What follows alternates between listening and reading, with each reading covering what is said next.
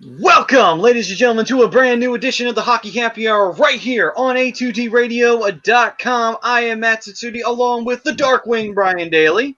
What's going on? And the Broken One, Mr. Rob Povia. It's a grime. You watch Queen's Gambit, you got that one. And today on the Hockey Happy Hour, we are going to preview the toughest division in hockey. Today, the Metropolitan Division, even though we're technically not going to get it. But we've come this far. We can't turn back now. It's time to finish it up. And, let's see what these teams are going to look like this year. Who will have the best chance of winning the division or whatever division they'll be in, or what team will have a very strong year this year, maybe a return to form, or maybe they'll actually do better than how they did this previous season. We'll find out. But we are brought to you by, as always, Specialized Physical Therapy, Dr. Paul Vidal. If you get any aches and pains, mental or physical, you can find him in Cherry Hill and Burlington, New Jersey, and you can make an appointment at www.specializedphysicaltherapy.com. Dr. Paul Vidal, he'll take care of you guys. All right. So, as we go into the Metropolitan Division, the Twitter poll question, we saved this one for this show because you know what? It's very much a part of the whole conversation, and that is the Flyers are the best team in the Metro. Agree or disagree? Let's take a look and let's see, where does everybody stand on this little topic of discussion? Well, to coin a popular phrase from the great Ric Flair, to be the man, you have to beat the man. And the Flyers did not beat the man when they fell to the Islanders in the second round. I mean, will they be a better team this season with a healthy Oscar Lindblom and Nolan Patrick, plus other young pups who, are a year more developed? For sure. But as of now, considering last season and off-season developments, I'm going to side with those Islanders as the best team in the Metro. Little upset, non-homer pick. All right, then. No, I disagree with the poll. I don't think the Flyers are the best team. I think they have the brightest future. I think they have a more long-term team that could be at the top of the division for a long stretch. But I don't know who the best team in the division is. I think right now it's still Washington. They just got one of the better coaches on the market and picking up Peter Laviolette. But they still have Ovechkin, who's playing at a high level. Nicky Backstrom's playing at a high level. Evgeny Kuznetsov, who's still a young pup for the most part, plays at a high level. They still have a solid defense. Only question going into Washington right now is goaltending. But like Rob just said, to quote Ric Flair, in order to be the man, you got to beat the man. And right now, the Washington Capitals are the best team in the division. All right, then.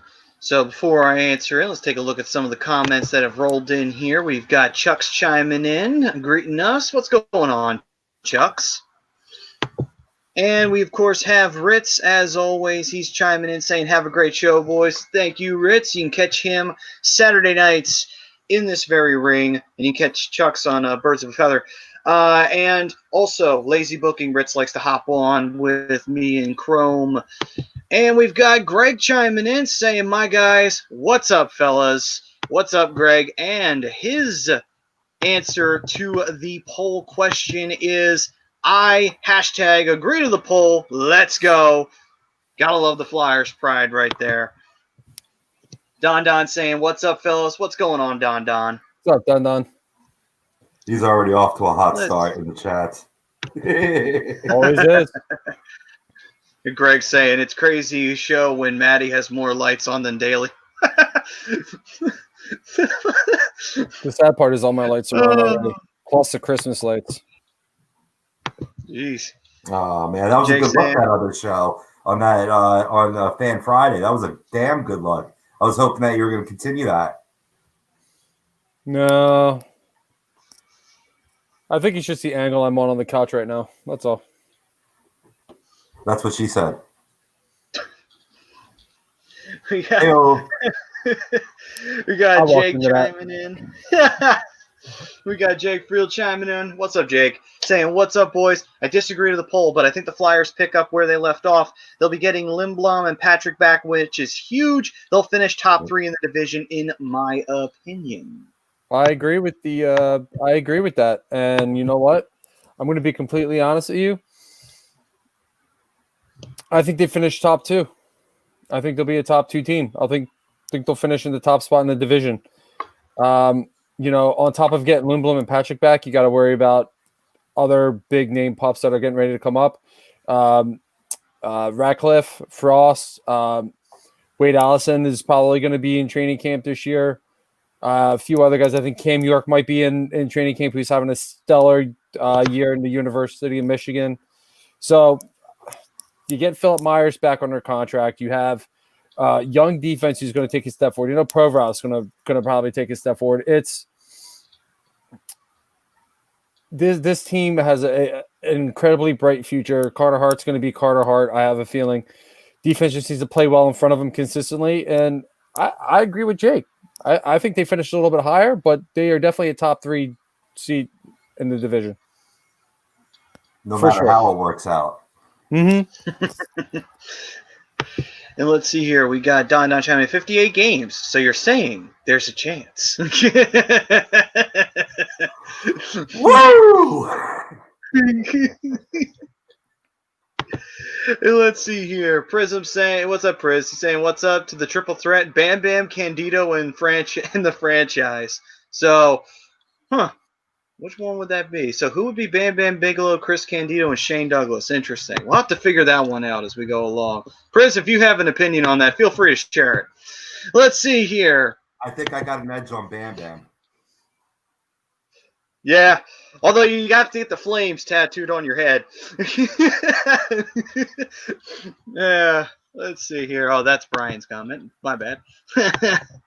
Let's see. We got John Coyle chiming in. What's up, John? He's saying, "What's up, boys?" Yeah. "What's up, boys? I disagree, but we aren't far off." It's not a bad assessment. No, I agree. They're not far off at all.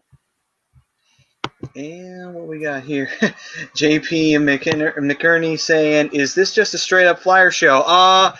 We talk about as many teams as we can, but we do try to keep it centered towards the Flyers. But we do talk about the other teams, and we are going to be breaking down the other teams in the Metro. So if you are a fan of one of those teams or you just want to break down, we will be getting to them as well. Plus, the last 3 shows, we covered the other 3 divisions. So no matter where you're at, we got you covered, man. We talk national. We keep it concentric for the fam, for the Flyers. Since we're talking about them in the poll, I was eager to get into them right off the bat once we get to our division breakdown. But we'll talk. Maddie, I want to hear the breakdown of what they're proposing again, because I read it the other day and I didn't really commit it to memory. I know you said you. The realignment? Other divisions, right? Right. Yeah.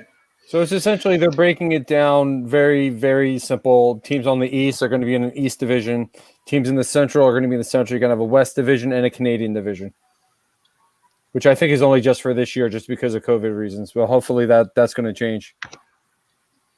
Yeah, and we'll list the teams that'll be in each division, and and we'll go from there. All right. And also, JP, there are Sixers shows. I wouldn't say that there's no basketball-centric show, but most of the shows cover the Sixers. So if you got agree, disagree, you'll probably get some basketball talk. Wednesday, you'll get basketball talk. There's a heavy dose of Sixers that gets tossed around in the other shows. Let's see here. And with that, and Priz wanted to give a shout out to you, Rob, for the Led Zeppelin shirt. Oh, my God. Yeah. Okay, then. I didn't even notice it was a Led Zeppelin shirt. That's how small I have the screen right now. Okay, so gentlemen, with that, we've talked about the Twitter poll a little bit. Sophia Yang saying hello. Hello, Sophia. Sophia? I'll answer the question now. For me, are the Flyers the best team in the Metro? The logical side of me is telling me to to not do it. And then the fan side of me is telling me, fuck it, just go ahead and say it. And you know what? Screw it. I'm going to do it. Agree. Fuck the rest of the division. They can all suck my dick. The Flyers are the best team. That's right. They can be. They can be because all the players that you boys rattled off, one name I didn't hear and could be very, key to them taking the division lead or being the best team in the Metro is Joel Farabee. He's a guy that played well above his rookie ranks last year, has a good physical body. That's what this team is lacking, the size. So, if he can bring that size and that physical level of play to this team, it'd be a great asset. Absolutely. He did all the little things right. He may not have found the score sheet every night, but he was always playing hard. He was getting in the corners. He was always just absolutely doing some of the small things right. And that to me is going to help him in the long run. Digging pucks out of the corners and just battling because eventually, as we saw through most of the season, he eventually got his due, whether it was a goal or an assist. He always found the point sheet after a little while. So hard work pays off. I'm liking that Scully, by the way, man. It's a good look. Thanks. It's a CCM Scully. Nice. Nice. You can get Gotta it go with the where classic fit right there. I'm not going to plug the name, but you can get it where I work. It's where I got it. Got a little, and I got a CCM jersey back here of the old Phoenix Coyotes back in the day. Anyway. Real quick, JP, they don't light the puck up blue anymore because that was something I think only Fox did. It was to help fans who were just learning to really keep pace with the puck. Ever since they left Fox and pretty much left ESPN Versus or NBCSN or whatever you want to call it, they just haven't done it. Yeah, I don't know if they will, honestly. I think they did that mostly too because, like you were saying, Brian, they were just getting into hockey. They had a lot of expansions at that time to non-traditional markets. So I think that was the reason why they were doing it heavily. Not so much anymore now that we've really only seen one expansion since the early 2000s, and that was in Vegas. And now we're going to get the next one in Seattle. But it's only two compared to how many you had in the 90s and the early 2000s. You had a lot of expansion during that time. Yeah, but it helps a lot of people, JP, to be completely honest with you. But the more you watch it, the more your eyes adjust, and you'll eventually learn to keep track of the puck without it. Yeah, it takes time. It takes a little bit of time. It can happen. Because, the puck moves so fast, and sometimes, if you might miss it. Like, sometimes I'll lose it. But sometimes that happens because the skates are usually black-colored, and a lot of times you can lose it when, it's right in front of the goal sometimes, and you don't know if the goalie's on it or what have you. Hell, that's why the refs have to wait to blow the whistle sometimes. But I didn't know that. JP said it costs too much money. I should have figured that. NHL can be cheap. But I love it nonetheless. Yeah. Anyway, so with that, let's take a look here. A few other comments here. Priz was saying, just tank for the number one pick since you got screwed out of Lafreniere. Just go. Just go and get Owen Power. Boy, that would have been interesting if we tanked this year. I wouldn't necessarily want to do that, but anyway. If you referred to Don possibly, and Detroit getting fucked out of the first pick, because that was a whole big debacle. We covered that. Yeah. Joe's comment here is actually really, really funny. He said, Matty looking more like Cactus Jack every hockey happy hour. Bye-bye! So fitting. And we got Pete chiming in. What's up, Pete? Saying, yo, fam. Bro. What's up, Pete? Hope you're feeling better, bro. Oh, bums. And let's see here. Well, yeah, we got Joe here chiming in saying that OLN Outdoor Life Network, that was a low point for hockey. Yeah. OLN turned into Versus, which turned into NBCSN, so it was really all the same thing. NBC bought it all out. Hunting, was fishing, and some hockey. That was the days. I did actually like that channel. It wasn't a bad channel. What a grab by Cooper Kupp there. Yes, I'm enjoying this game as well. Cam Akers, have yourself a day, sir. He's just sitting on my bench. Yeah, he's in my starting lineup. Should have referenced. It doesn't matter. I mean, it doesn't matter. I'm on a bye week this week anyway. Oh, look at you. I wasn't quite so lucky. Won the division. What can I say? Word. Don saying in the Metro, he's got a prediction on the Metro saying that the Penguins will finish last, which I hope. But I don't know if the Penguins will finish last. We'll see. I mean, I don't think there's a chance of that, but I mean, I think they'll finish lower in the standings than normal. Let's see. And then JP saying, last time I watched, Eric Lindros was our best player. That's a little bit ago.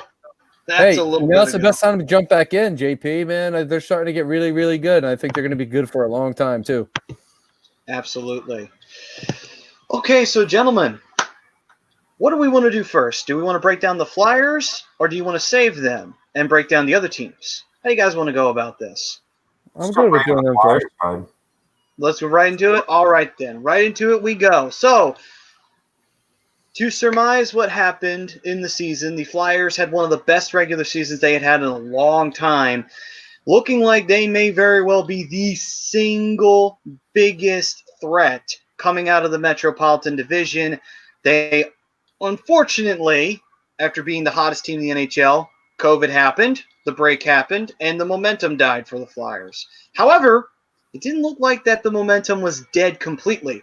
Flyers rolled into the round robin exhibition games, and they wound up beating all the other teams. However, though, kind of bringing us into a false sense of security, because we rolled into the first round facing a team that was ready to go in Montreal, and they rattled us a little bit, to say the least. Carter Hart played absolutely phenomenal, standing on his head, putting 2 back-to-back shutouts, the first goalie to do it since Bernie Parent, so that put him in some nice company there in Flyers history. And eventually we did win that series in 6. First time the Flyers won a playoff series since we beat the Pittsburgh Penguins in the first round in 2012, which, man, that was a long time ago when you think about it. And then the semifinals happened. Yep. You were going to say, go ahead, Rob. Yeah, considering 2020, it seemed like 8 years itself. Yeah, that's been a long time. Just wanted to throw that in there. Yeah. 2020. Yeah, well, we only got a couple weeks left here, boys. Yes. True. Oh, and I did see on the news that the FDA is planning on officially approving the Pfizer vaccine, so that's even better news. So there you go. Yep. All right. Healthcare workers can get it as soon as next week. Good. And by the way, we'll give a shout out to them, because through this whole thing that we've been going through, that we're not done yet, but thank you so much, all you first line responders. Thank you also very much for all the hard work you've done. I know it had to have been hard for you. You're welcome. All right. So, I mean, technically, I'm a frontline worker, so. Absolutely. Well, technically, I guess technically I would be too, since I'm working in a pharmacy. But anyway, whatever. I get what you're saying, but I'm with you. I'm on board with you, Matty. Yeah. So with that, back to what we were talking about. So all the love that I'm throwing out to the Flyers, unfortunately, there is a little bit of a catch here, and it's time to pull that catch in here, the semifinals.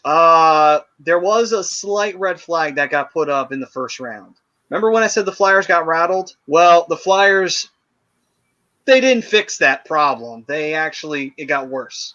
And in the semifinals, the Islanders took full advantage of it. The Flyers, during the regular season, struggled against the Islanders.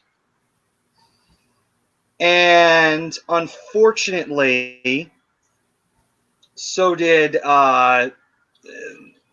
they struggled against them in the postseason. Nothing really changed.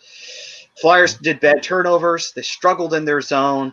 Corners were abysmal play back there. They folded every time the Islanders put pressure on them. The Flyers looked like they had a problem solved, and then the Islanders made an adjustment, and the Flyers couldn't adjust after that.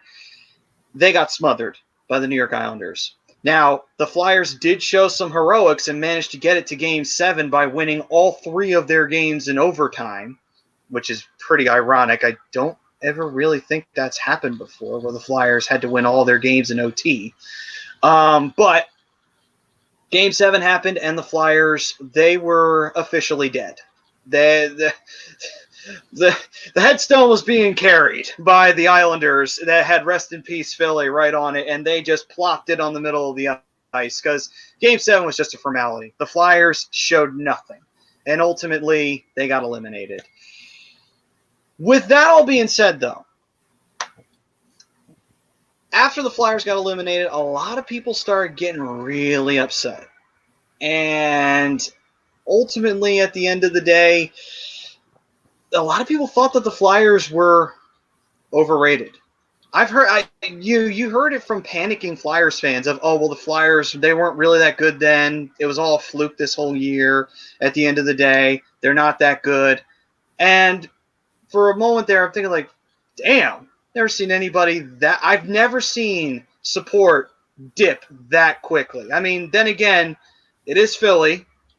Philly tends to overreact over one negative thing. Just ask Carson Wentz. So there's Negadelphians, bro. And unfortunately, the Flyers fell victim to that. So to calm everybody's tension, we're going to break down the Flyers roster because it's not bad. Like, by any stretch of the imagination, this isn't a bad team. It was, like Brian had said before multiple times, expectations soared for the roof, and everybody thought that this team was going to do big things, and then they ran into a team they struggled against all year, and that team beat them. The better team won the series. It happens. Sometimes you run into teams that you don't play well against. We ran into a team we don't play well against, and that's what happened in the postseason. So in the end, we're going to break down the roster now. We're going to go through the team, and we're going to basically talk about what the Flyers have to do to stay successful, what they can do to repeat the really strong regular season that they had, which will definitely not be interrupted this time, so momentum won't die. And can Carter Hart continue to be the top goalie that we know he can be? Can he continue to be the ace in the hole for the Flyers and stealing us victories that we don't deserve, like the Montreal series? Anyway, so guys, without any further ado, let's talk about it. So we'll address, what is the Flyers' biggest need right now? What is the one thing the Flyers ultimately have to address in this offseason while we're still in it? I think it's something that me and Rob have always been talking about, and that's getting a goal scorer, a consistent 30 to 40 goal scorer. We need a sniper. To be completely honest with you, maybe we have one sitting down there, possible. We have a couple prospects in the pipeline that are potential goal scorers. One, Morgan Frost, is coming up. But to me, that's the biggest thing, is goal scoring. Once you get your sniper, that's going to help your power play. Your power play is going to be better. And once your power play is better, things tend to soar. And, it's an offensive league. They thrive on goal scoring, and Flyers haven't had a 40-goal score in a long time. They're long overdue for that, just like a franchise goalie, which they finally have. So that's what I think their biggest need is.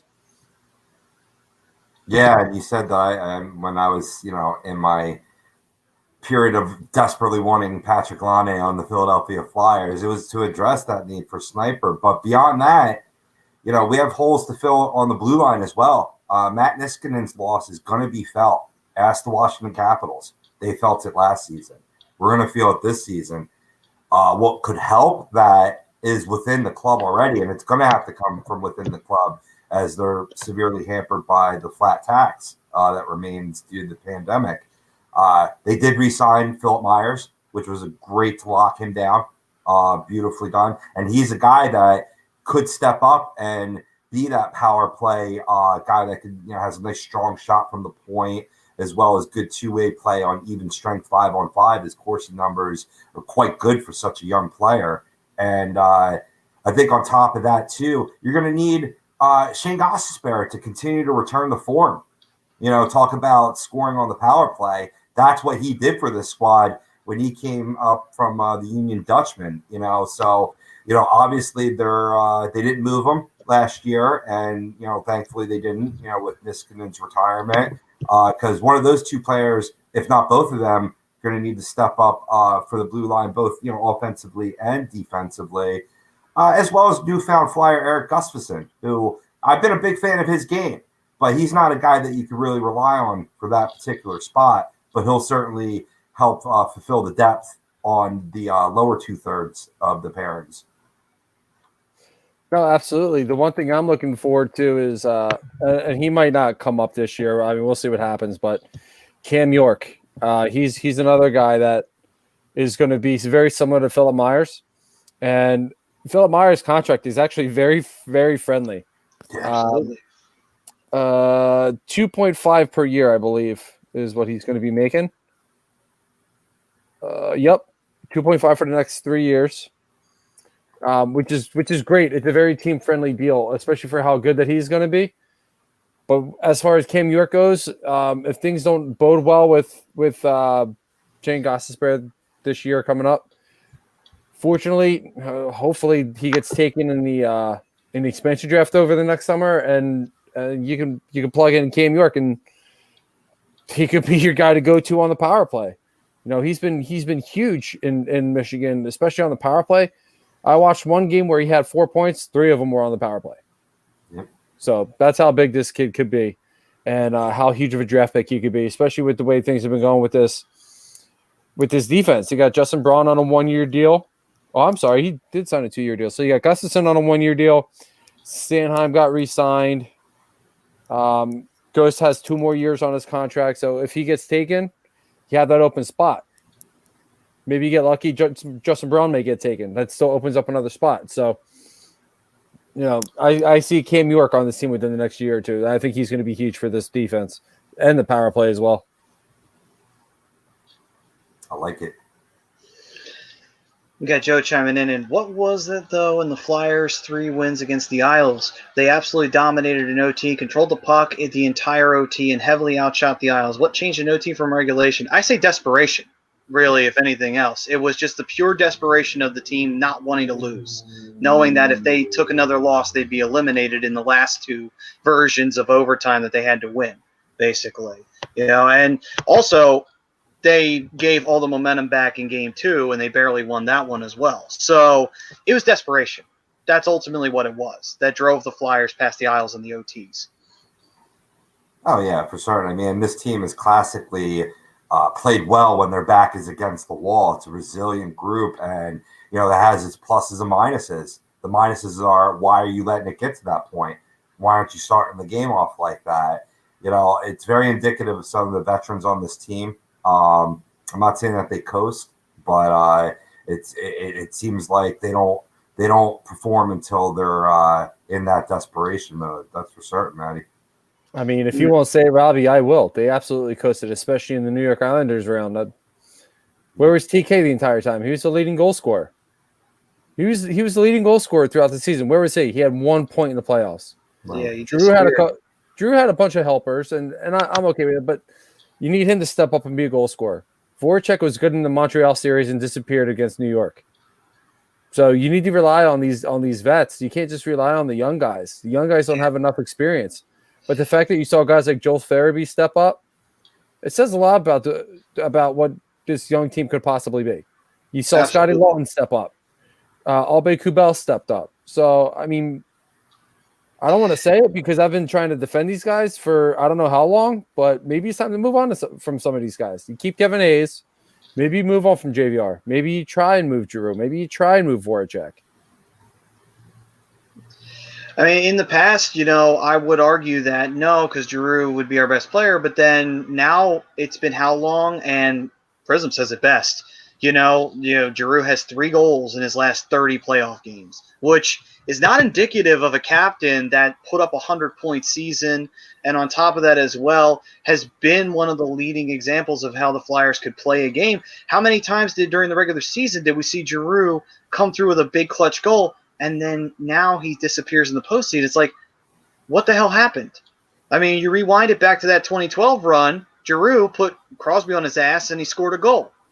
And then the Flyers won that series that night. And that was single-handedly because of that. It's like what the fuck happened? Like, I mean, what is it? Age? Is it the fact that the Flyers, did they abuse him? What the hell happened here? Like I would say now because of the mental game, and if that's the case, then it's like shit, man. Well, we can't have a captain who's going to be a head case because that's not going to help breed really good leadership in the locker room. I'm not saying it's necessarily a head case, but hockey above all other sports is such a game of momentum, and some players are more susceptible to those swings than others, and Drew is. When the momentum's firing forward, I will take Drew over the other team's best player, but unfortunately, it hasn't been the case. It was early on in his career, but not so much lately. TK, I'm confident though, is going to have a phenomenal. I want to say bounce back season, but he had a pretty good regular season. He's going to bounce back from the bubble. That's what TK is going to do because he's the type of player that likes to shut up people out there. So. If you're a prop betting man, TK, I'll take him. I have a sneaky suspicion you're going to see 30 to 33 goals from TK this season. Let's go. I'm all about that. I like that he plays with a little bit of a chip on his shoulder. What did he? Levy Oates wants to know what the hell happened to Nolan Patrick. Is he officially bust or something? No, he's been dealing with migraines. As far as I know, he's been playing a lot of scrimmage games. He's having no issues. Should be ready to go for camp.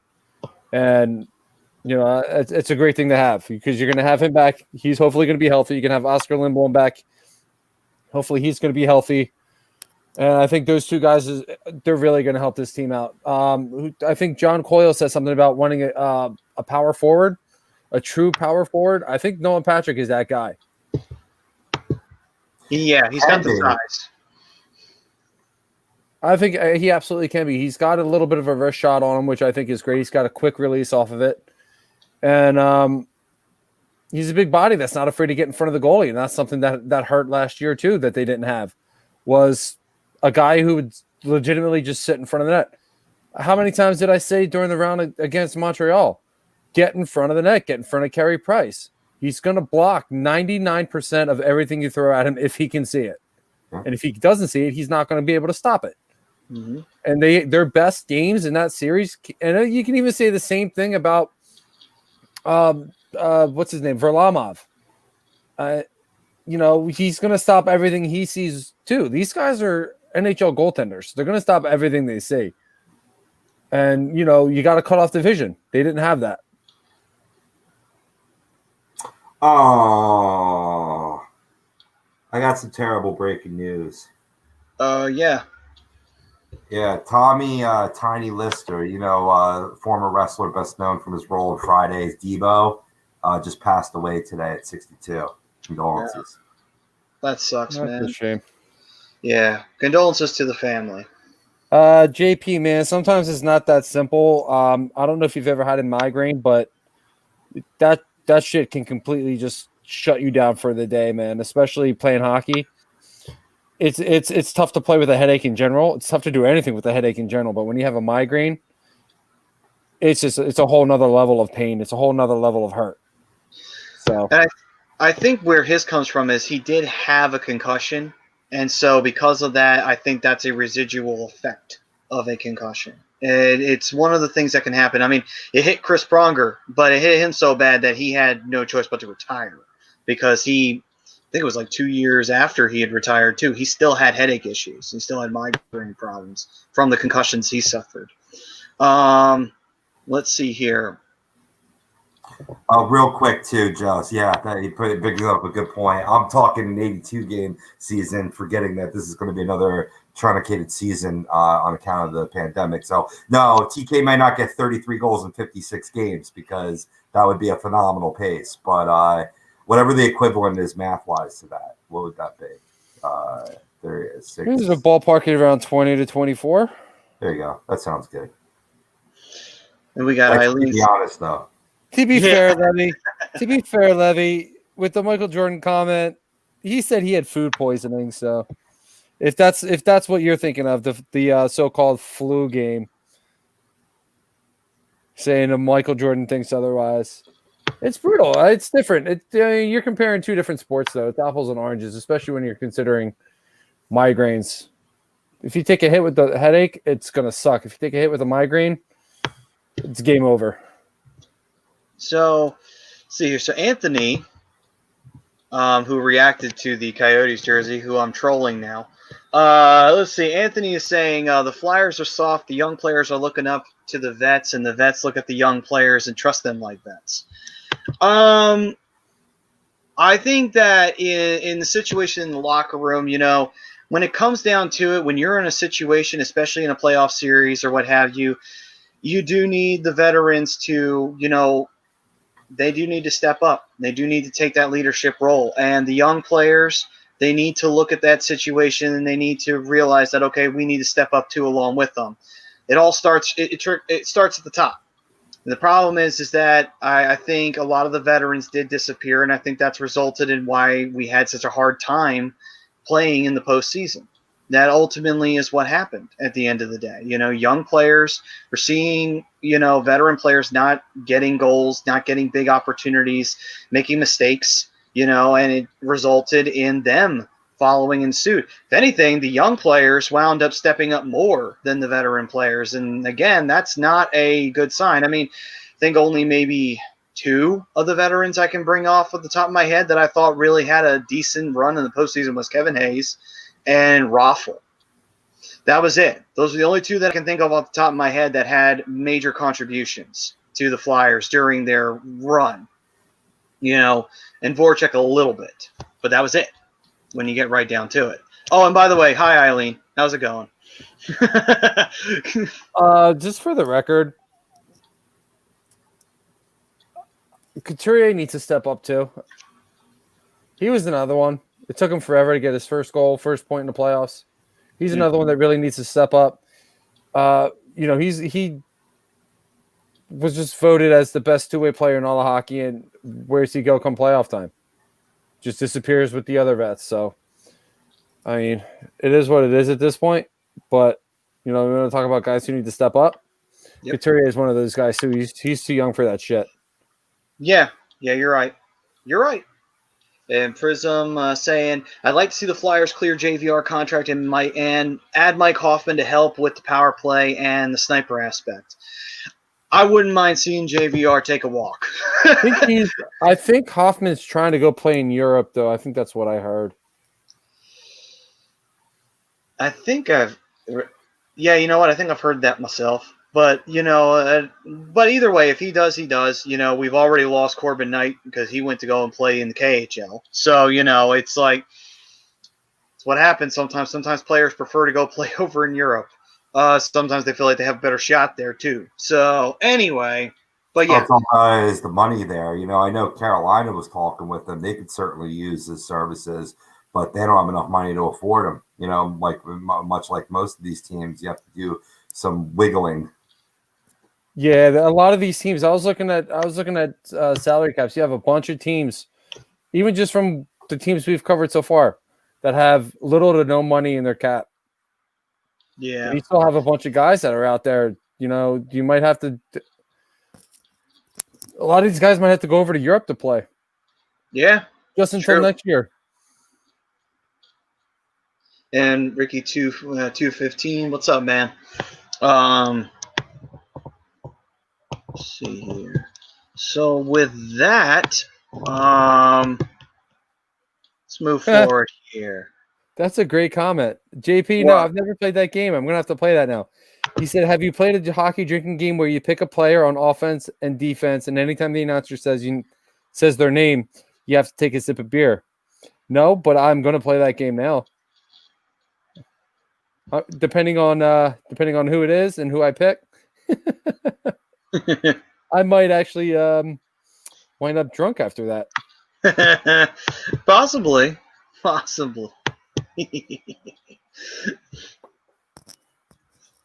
Did you answer the question from Loist Boy saying, question for my man in the beanie, green or purple grapes? Who said this? Loist Boy. Was a YouTube comment? No, Twitch. Twitch? What do you say? Green or white grape or purple grapes? Green or purple grapes. Green grapes. Not exactly sure what the comment is for, but green grapes. Joe saying Nate Thompson was good in the playoffs, and I don't care what anyone says. Nate Thompson was good. I have no problem with Nate Thompson's game. He was very strong in depth position. So yeah, I had no problem with that. Oh, Ricky. I'm definitely playing this game. JP said I lived in Cali in a house with a bunch of San Jose Sharks fans, and they would play the game, and I would get really fucked up with them, and it's a lot of fun. Sounds like a good time. And then All about that. Let's go. Let's see here. Kevin Hayes saying, yeah, he's Ricky saying, yeah, Kevin Hayes played like a beast for us last year, and he did. Hopefully he can continue that. And let's see here.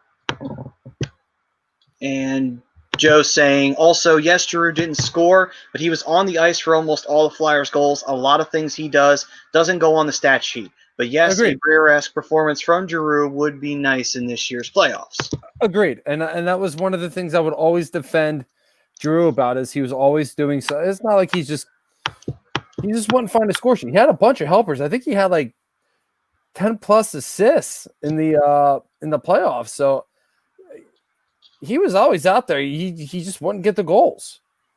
Somebody else would. But you know what? Helpers are just as valuable. It's just people overlook them because it's not a goal.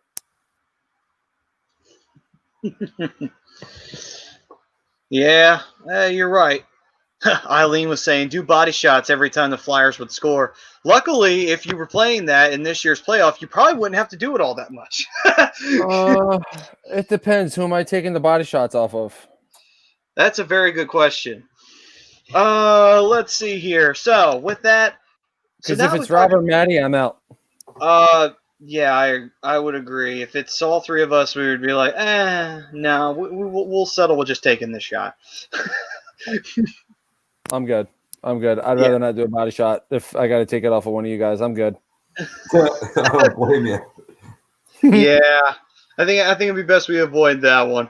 I mean, if our lead's offering, maybe we might be talking. No offense, JP, but I ain't taking a body shot off of you either, bro. Oh Not if you don't want a bucket of hair in your mouth. Oh my god. So, now that we've talked about what the Flyers need for basically addressing issues, let's talk about what we've got here for the Flyers roster. So, as I've pulled it up, this is what the Flyers roster looks like right now. Centers, Andy Andreoff, who had a pretty decent season. He's 29 years old, so he's more of a depth player at this point. You have Connor Bunneman, 22 years old. What'd you think of him?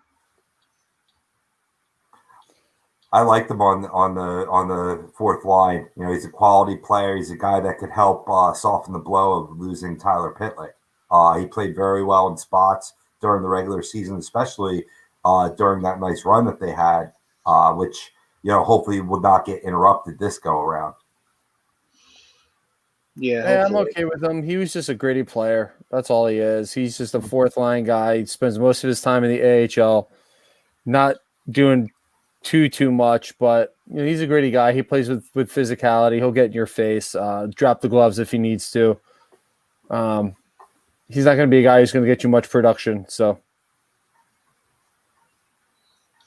but if he's like a checker, not a bad option to have on the fourth line. Usually on the fourth line, that's not a bad thing to have that checking line out there. If it winds up being that's what his role is, to kind of be that chippy player, so be it.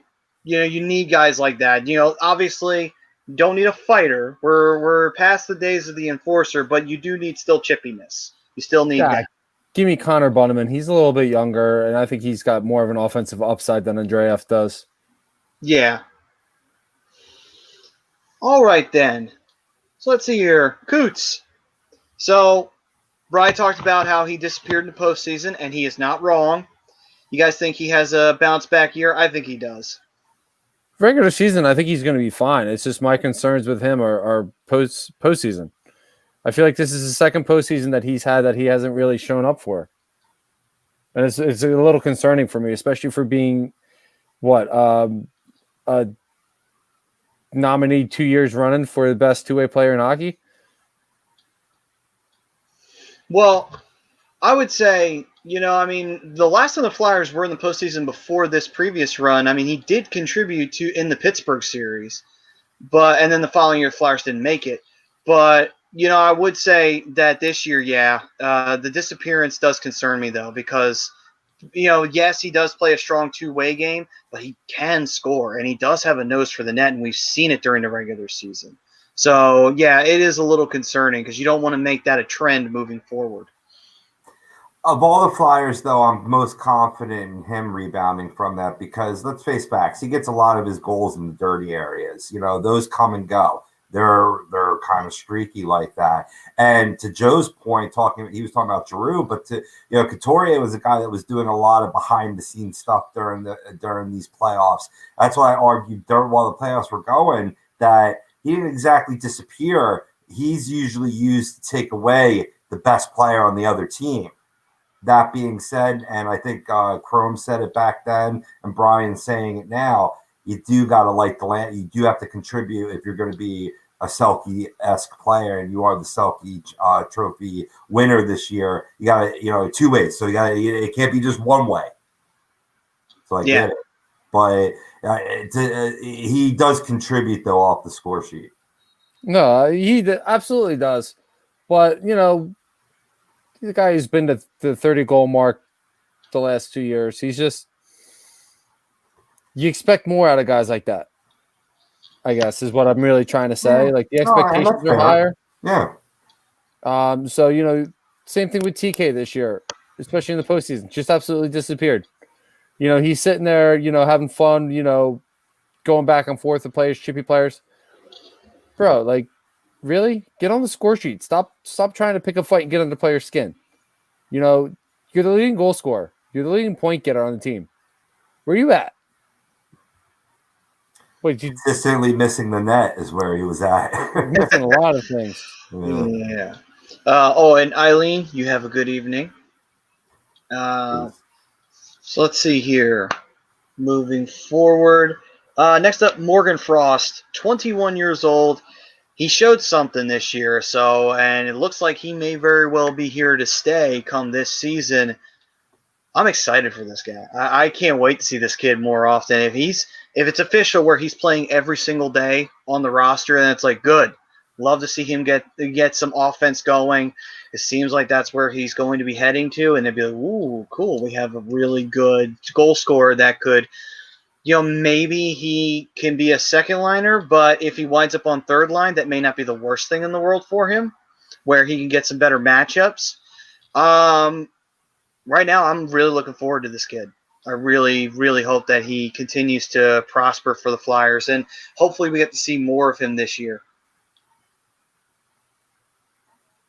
No, yeah. I have to go ahead, Rob.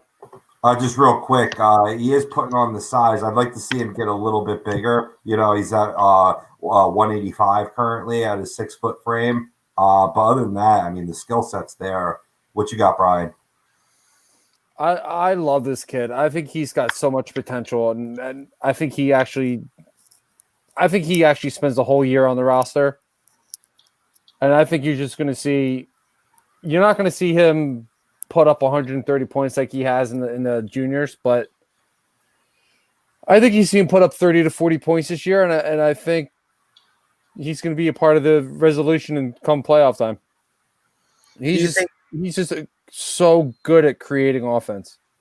So where do you think you see him? Do you see him on third or second line? Third line. I definitely see him on the third line. I think you got Kevin Hayes on the second line. You'll have Drew on the first, or Couturier, whichever they decide to go.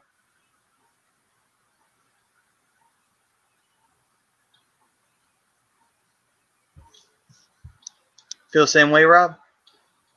Yeah, like I said, I wouldn't be surprised if you still see him start with the Phantoms off the bat. I don't know if it's been put out there that he's a sure lock for this roster, but he will be a mainstay. And, I could even see potential. I mean, because you forget you're gonna have Nolan Patrick back, another center iceman. You know what I mean? True. So yeah, I think third. I mean, even if you want to keep him out as a center iceman for an energy line, getting his beak more wet to that, but eventually his skill set's going to dictate a higher placement. Yeah. Ricky's saying the only question I have is about the D this year. If these young guys are going to take the next step, and we will address that Matt Niskanen did retire, so the defensive leader is now gone. Ricky However, brings though, up a great point, though. he does bring up a good point. However, though, can Provy step up to the plate and take that next step? Or are we in a position where maybe he's still a little too young and he's not ready for that kind of responsibility yet? That was weird. Yes, I think he has been. I think he has been shouldering it. I don't think Niskanen was a leader on this team, but Proby was the rock during the regular season. I mean, maybe you lean on a guy like Niskanen who's been there in the playoffs a little bit more, and you did see you saw him take a little bit of a walk with a lot of other players during the playoffs. But some guys are starstruck in their first taste of the playoffs, but. I think what's going to be key is players like Travis Sanheim taking that next step. Philip Myers, the aforementioned one that I spoke of earlier, taking that next step. Those two take the next step, and then we're we're talking great things for this Flyer squad. I'll just leave it at that. Absolutely, and I think Provy's going to take that next step. I think he's going to be the leader of the offense or the defense. I don't think it's a question of that. I think, especially with Justin Braun, who's got a lot of experience as well, I think the defensive core is definitely going to be fine. I think it's just going to be, can they play at that level of consistency that we saw during that 13-game win streak? And, it obviously came into question come the playoffs, is this defense going to be good enough? I think they are. I think they're good as is. Does losing Niskanen hurt? Absolutely. He brings a lot of experience, a lot of leadership. He's won 2 Stanley Cups in his career. It's a huge loss, but I think Provorov is ready to take over the reins of this defense core and be the leader. And I think we'll see that this year. Then we got Prism chiming in. The vets have to do something in this playoffs. You don't want to waste Hart's entry-level contract diddling around in the first 2 rounds and exit. Got to maximize this time frame. I see no lies there. No, I absolutely agree. And we got Joe, who's saying Frost, Patrick, Lindblom. How about 45 goals combined from them 3 this year?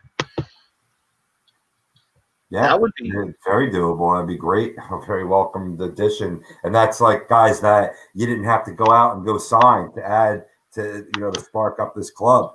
That's what's key there. No, absolutely. Let's see. Ricky saying, I've been hyped since the Flyers drafted Frost. Hopefully he's in a bigger role this year. I think he will be. I mean, Rob, I think might be right in saying that he might not be up right away, especially since I didn't put Nolan Patrick into the thought process, which could potentially bump Hayes down, or even I think Patrick can play the wing if need be. Let me look here. He's not even on here. Oh, he's on the LTIR. That's why. There he is.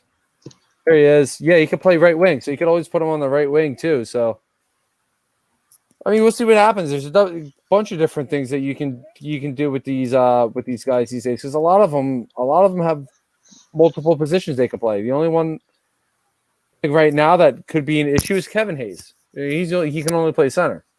Sean Couturier can only play center. At least some of these other forwards, you can pop them on the wing and be okay. We got JP saying NHL needs better camera angles, especially when they drop the gloves. Light the puck up. Plus, I can single-handed fix the NHL. The Fox tracks, man, gave me headaches, man. I know it helps if you don't follow hockey too often or watch many games. It helps you follow the puck, but you did see the better camera angles during the 2014 tournament in the bubble, without any fans in the stands, you can get all kinds of crazy camera angles. Hopefully that's not something that lasts, but Yeah, you guys want to hear something good for the Flyers? Always. I didn't realize, one, that David Schlemko was still considered under contract for us. You're still paying him off for $600,000. But here's the big one. After this season, Andrew McDonald's officially off the books with his $2 million cap hit. So Flyers will get $2.5 million back in the cap for next year. Thank God. Ugh, what a waste of money that was. Yeah. Anyway. Well, which is a shame because he played well in New York, and then he came to Philly, had a great first year, and after that kind of just imploded. Chrome chiming in, saying, "What's up, gang?" What's up, Chrome? Chrome, my guy. You can catch Chrome on Birds of a Feather with Chucks, and you can catch him with me on Lazy Booking, and he does like to pop into other shows, like in this very ring. So you can catch Chrome on A2D on multiple nights during the prototypical A2D broadcast week. Every once in a while, he'll pop on here with us. Yes, true. He's popped onto the Hockey Happy Hour as well. Rick 215. I feel like we're going to need more than just Provy to take the next step in order for us to get to greatness. Of course, you need more than one player in any spot, especially the defense. Oh, definitely. But all I'm saying is, Provy being that the lead dog, the big dog on the defense. I think he's ready to take the reins to be the number one guy, to be the leader, to be the defensive captain, like in a matter of speaking. And Anthony was saying Konechny needs to play better. He needs to play better in the postseason. He needs to get back to the form he showed when we were up against Pittsburgh, when we were clearly not going to win that series. But when we're going to win a series, he needs to play well. I don't disagree with that. I don't disagree with that statement whatsoever. I think he does need to play better. They expect him to be a 30, 40 goal scorer, and he hasn't been that guy yet. But he's still relatively young, so he's still got a little bit of room to grow. But I don't know how much more time that some people are going to give him. Yeah, he'll work out. I think it's, patience. I know it's not something that we want to say, but you got to remember, young players. All right, so let's see here. Next up, Kevin Hayes. We already know what he brings to the table. He had a great first year in his massive contract that we signed him to. Hopefully he can continue contributing a lot of big moments for the Flyers. Best moment, I think, for the year had to have been when he scored that goal in Columbus and he did the discount double check. That has to be the best thing that he did the entire season. No, that's true. I did enjoy that. That was fun. How do you not love him? He's just such a great asset to the locker room. The energy he brings, keeping the boys lively, keeping it light. And, did he overachieve a bit last year? Could you see potential regression in his play this season back to more career norms? It's a possibility, but, every player has their own timeline, and you get him in a different group, a different voice, maybe even a once familiar voice in AV, and things can click and continue progression. So, hopefully that is the case. No, don't want to be a naysayer, but if there is a bit of regression, it's not going to make me start to, get on the hate, hate bandwagon for him. You know what I mean? Gotta be a little patient too, like you were saying, Maddie. Yeah. And here's one thing from Prism saying Cap Friendly has Morgan Frost on the fourth line and Superman Scott on the third line, so that's interesting.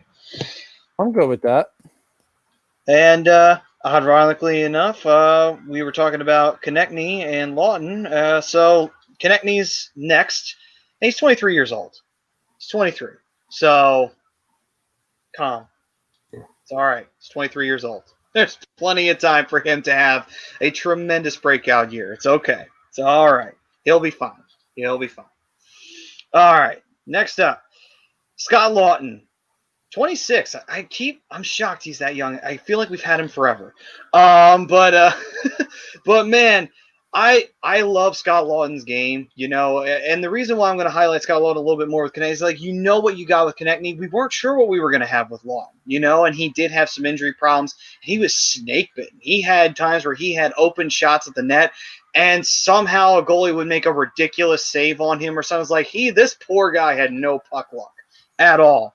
But man, did Lawton show something this year. You know, like he was having a good run, and he had some big goals in the postseason too. So it's like, I really love Lawton's game. You know, as a bottom six player, I think he's a great depth player to have on the team. And I agree with Priz, Superman. Yeah, that's his nickname. It's Superman Scott from now on. It has to be. I love it. I think Superman Scott was great. I think he was calling him that during the playoffs run too. Full on with the cape too. Yeah, I mean, he's a guy that can play a lot of different roles. You know, he was drafted pretty high. You know, and a lot of people forgot his scoring ability playing on the bottom six, and he had some top six opportunities during the course of this season. And that's when you really started seeing the goal scoring prowess come about. So it's just great having guys like that. Versatility is key. Agreed. Yeah, absolutely. Ricky saying, I got to say, Scotty played good last year. DB saying, fuck, I'm late. It's all right, man. Better late than never, brother. Welcome. What up? So let's see here. Next up, Nolan Patrick. What's up, Rob? Did Dave Dombrowski did he win a World Series in Boston? I know he won one with Florida and Detroit. Yeah, I think just Florida. Yeah, Detroit. I don't think Boston. So who was the? Oh, it was Theo Epstein. Mm-hmm. Here's an interesting question from JP saying, who is the LeBron of the NHL, Crosby or Ovechkin? And ironically, that ties into today's show. I'd say Ovi. Well, it depends. What kind of – see, the problem is I don't really follow basketball, so I don't really know what would you define LeBron as. Is he more of a team player or is he more of a selfish player? Who's viewed as the best player in the league, sort of the face of the league. I think that's the comparison he's making. Oh, okay. Well, if that's the case, I would give it to Crosby. Even though we're slowly starting to see him go away as the face, and we're starting to see Connor McDavid come in as the face of the NHL, or Austin Matthews. It's going to be one of the two. Maybe it's both of them. But Crosby, I think, would technically be the face of the NHL for this particular era. Yeah, I mean, I agree with that. I mean, they sort of compromise both elements there, because I mean, Ovi's still doing it. And don't get me wrong, it's not like Crosby's some schlep off the street, but there's been a drop off with age. I mean, it's inevitable for everyone, but I think you still gotta give it with Crosby because of the nature of the debate, like how he measures up to say like the Gretzky, like he's saying right here, you know what I mean? Face of the league. I mean, if we're gonna go down that route and be the Gretzky, I'm still gonna go with Ovi. I mean, Crosby's the better all-around player, but I mean, Ovechkin's gonna break Gretzky's goal-scoring record. So there you go. Yeah, but I gave it to Crosby only for the all-around play, and that's what Gretzky was known for. Like, he was just an all-around player, not just a goal scorer, but the assister and everything. So that's why I was rolling with that. You just hate to see it. You hate to see Bill Belichick lose. I'm sure nobody said that. Anyway, Ricky215 saying Crosby would be sadly. Prism saying Ovi for the size. DB saying the real answer is Sergei Fedorov. That's funny. I figured Don would be saying that one. And then Prism was saying LeBron is a big physique freak of physical freak of nature, so he would say Ovi. And both are built like tanks. Yeah. Joe saying Crosby and LeBron both flop too. That's funny. Yeah, that's one thing LeBron's good at. He's a big flopper. I've seen him do some bad ones. Anthony is saying Stamkos is better than both. Yeah. So let's see here. And Priz was saying Captain Serious over both of them bitches. Oh. And JP was saying who's the best goalie. Ooh. Oh, that's a tougher one. If for a while it would have been Henrique for me. But whew. Probably Andre Carter Vasilevsky. Hart all day. Well, now it's Carter Hart. I was thinking of like in the most recent, but I'm going with Hart. Right now, the best goaltender in the NHL is Andre Vasilevsky. He's what, a two-time Vezina Trophy winner. He just won the Stanley Cup this year. Tampa doesn't get anywhere near the Stanley Cup if it wasn't for Vazzy. He made some ridiculous saves throughout the entire postseason. Big saves when needed. He's pretty much the reason why they won that 5 overtime game in round 1. Yep. So that's my opinion. I think Vasilevsky is the best goaltender in the league right now. Yeah, it's crazy. I mean, there's an argument to be made still for Carey Price. Yeah, absolutely. There's a few guys that kind of popped into my mind. No, I'm not saying I'm not saying Vasilevsky. You know what I mean? Phenomenal. I'll be talking about that 5 OT game later when we talk about Columbus. Yeah, I think of the previous era, you would say Henrique. The era before that, you'd have to say Brodeur. And then after that, you would have to say Wah. But for the current one right now, there is an argument for Rask that Joe brought up, because Rask was the best goalie last season, opted out of the playoffs. He is older, but Rask isn't as old as Lundqvist. So there's an argument for Rask. Yeah, it's tough. The goalies are a little tough to see which one's the best one. Who's the enforcer? Tough. That's a tough question. Ooh. Probably Tom Wilson. Go with that. It's not Zach Bogosian's a piece of shit, so you can go with him. Yeah, that's a tough one, man. Yeah, it's a tough one on the enforcer right now. I'll have to give that one some thought. But anyway, Joe, you're saying Quick over Lundqvist. Huh. I think that's because of the Stanley Cup final. Yeah, I mean, Lundqvist is, I don't know. I take Lundqvist over a lot, but if we're talking right now, I would absolutely take Quick over Henrik, because if we're going to talk just over the span of their careers, Lundqvist is one of the best goaltenders to ever play the game. He's a certified Hall of Famer.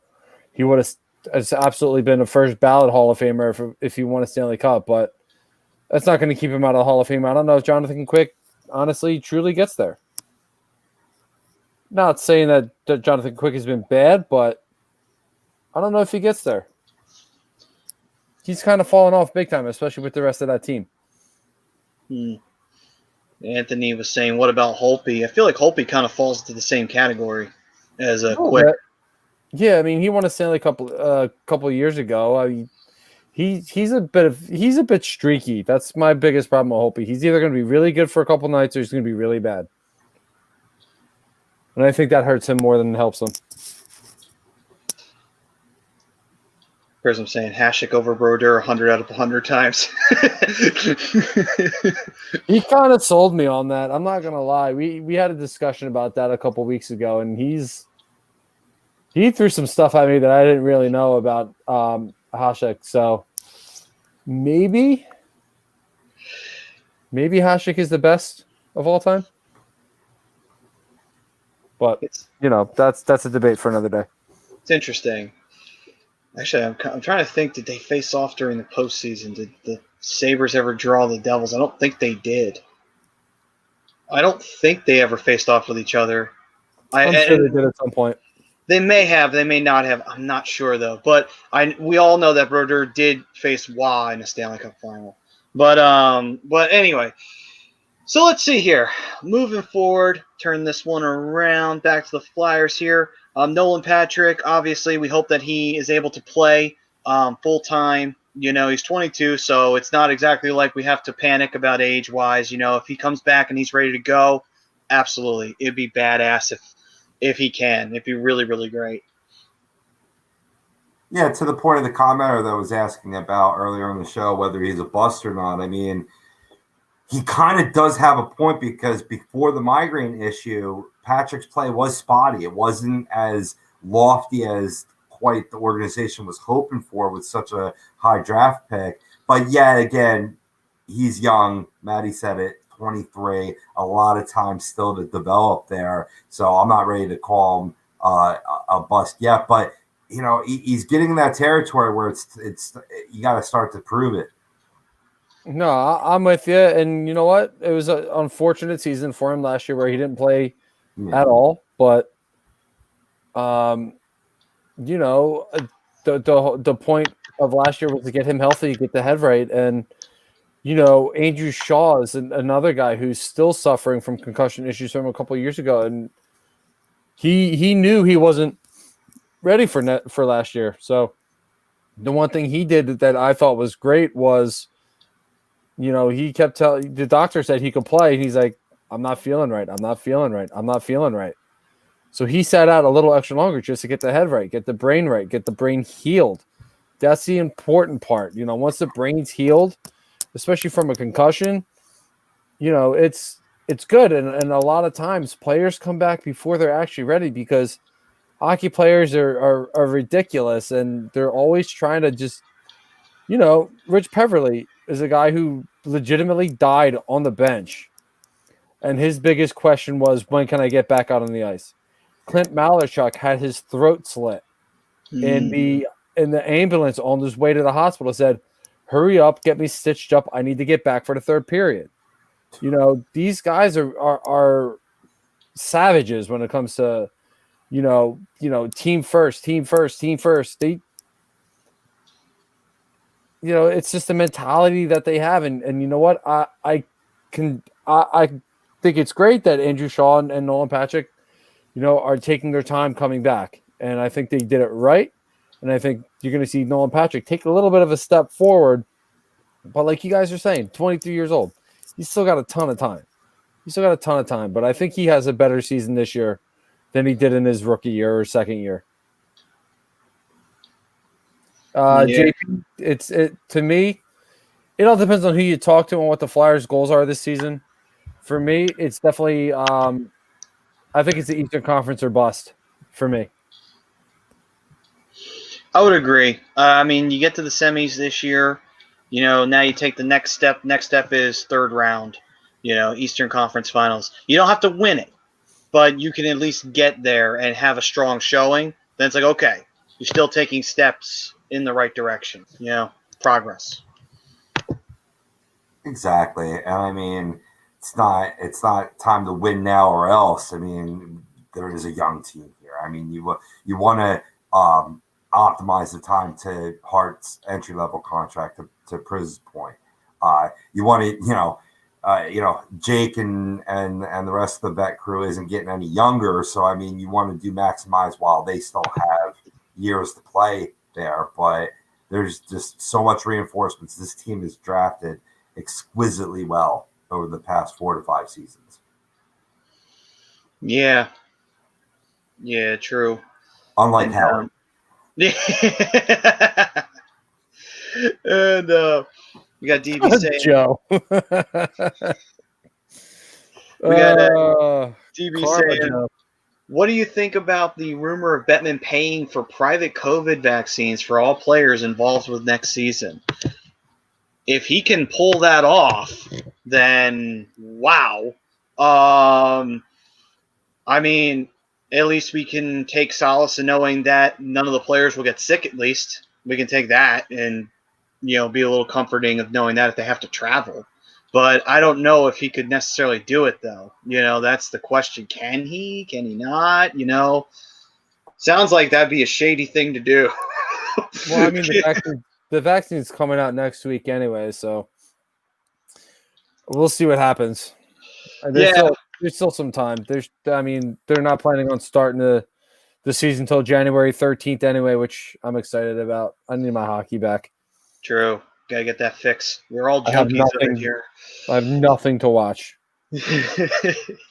Let's see here. So, next up on the list on the roster, Mikhail Vorobyev. Saw a little bit of him. 23, he's still very young. What do you think? Do you think that he has a shot of making this team, or do you think that he's one of those guys who'll probably fall through the cracks? I do kind of like Mikhail Vorobiev. I think he's got some good skills. I know he's a bit of a two-way player, and I like his ability, but I think he falls through the cracks. I think he might be ready to crack the roster, but fortunately, I don't know if there's much of a spot for him. Not saying that he's not good enough, but I just don't think there's going to be an opening. I can see him competing for a spot and being maybe, a first in line for a call up. But right now, there's other players to me in line to make this roster before Vorobiev. Yeah, it's just tough because there's so many centers that this team has. This team is just stacked with centers. Hence why we've made an emphasis in the past on getting wingers. Let's see here. So, and Prism was saying, I'd think about Nolan Patrick this way. I'd look at the year he was drafted and look at who I'd take ahead of him in a redo. If it's more than 20, then yes, he may be a bust. Interesting.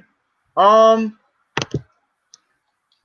mean, again, we'll see. I mean, I want to see how if he returns and he plays well, then fine. If he has more struggles, then it's like, all right, well then, it is what it is. But think about it this way: we thought Coots was a bust for a long time, and then he all of a sudden he kind of late bloomed. He started to come into his game a few years after his entry-level deal actually ran out. And so then he started to show the promise that we got him when we picked him at 8. So it may be one of those cases with the injury. Oh, absolutely. Absolutely. Some of these guys in this comment tonight, they're great. JP says knee hockey with the small sticks needs to be an Olympic sport. Let's get on that. I'm on board for that. Let's go, JP. You're on to something there, bro. I love it. And then Anthony's saying he's sick of the Eagles and the Carson Wentz talk. Well, we're here to talk hockey, bro. Let's take your mind off it. Anything to get you away from that Eagles season. All right, let's see.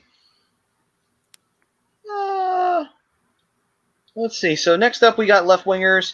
Joel Farabee, 20 years old, and he shows all the promise of being one of the best left wingers the Flyers have drafted in a while. Great run. First time seeing him. He didn't play the full season, but he did get chances, and he had some goals. And he was so – I remember when he first came up, he wanted a goal so bad, and he was hunting for it, and he finally got it, and it was like, good for you. That's what I'm talking about, that hunger and that drive to be as best as you can, and I love that from Farabee. And he had himself a postseason point, too. Right after Montreal tied Game 1, he took the lead right back for the Flyers, which held. It became a game-winning goal. But the point is, it's like, I like this kid. I love what he brings to the table, and like I said, he probably may very well be the best left winger the Flyers have on this team as he continues to mature and continue to develop as we move forward. Agreed.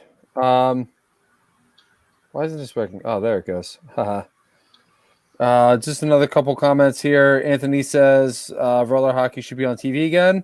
Yes, bring back the Bulldogs, who I did try out for years ago. Obviously, didn't get picked. That's actually, well, there's something I didn't know. Interesting. I tried out for a professional roller hockey team, yeah. You think you know a guy, and then you find out he tried out for a professional roller hockey team. I love it. I got cut the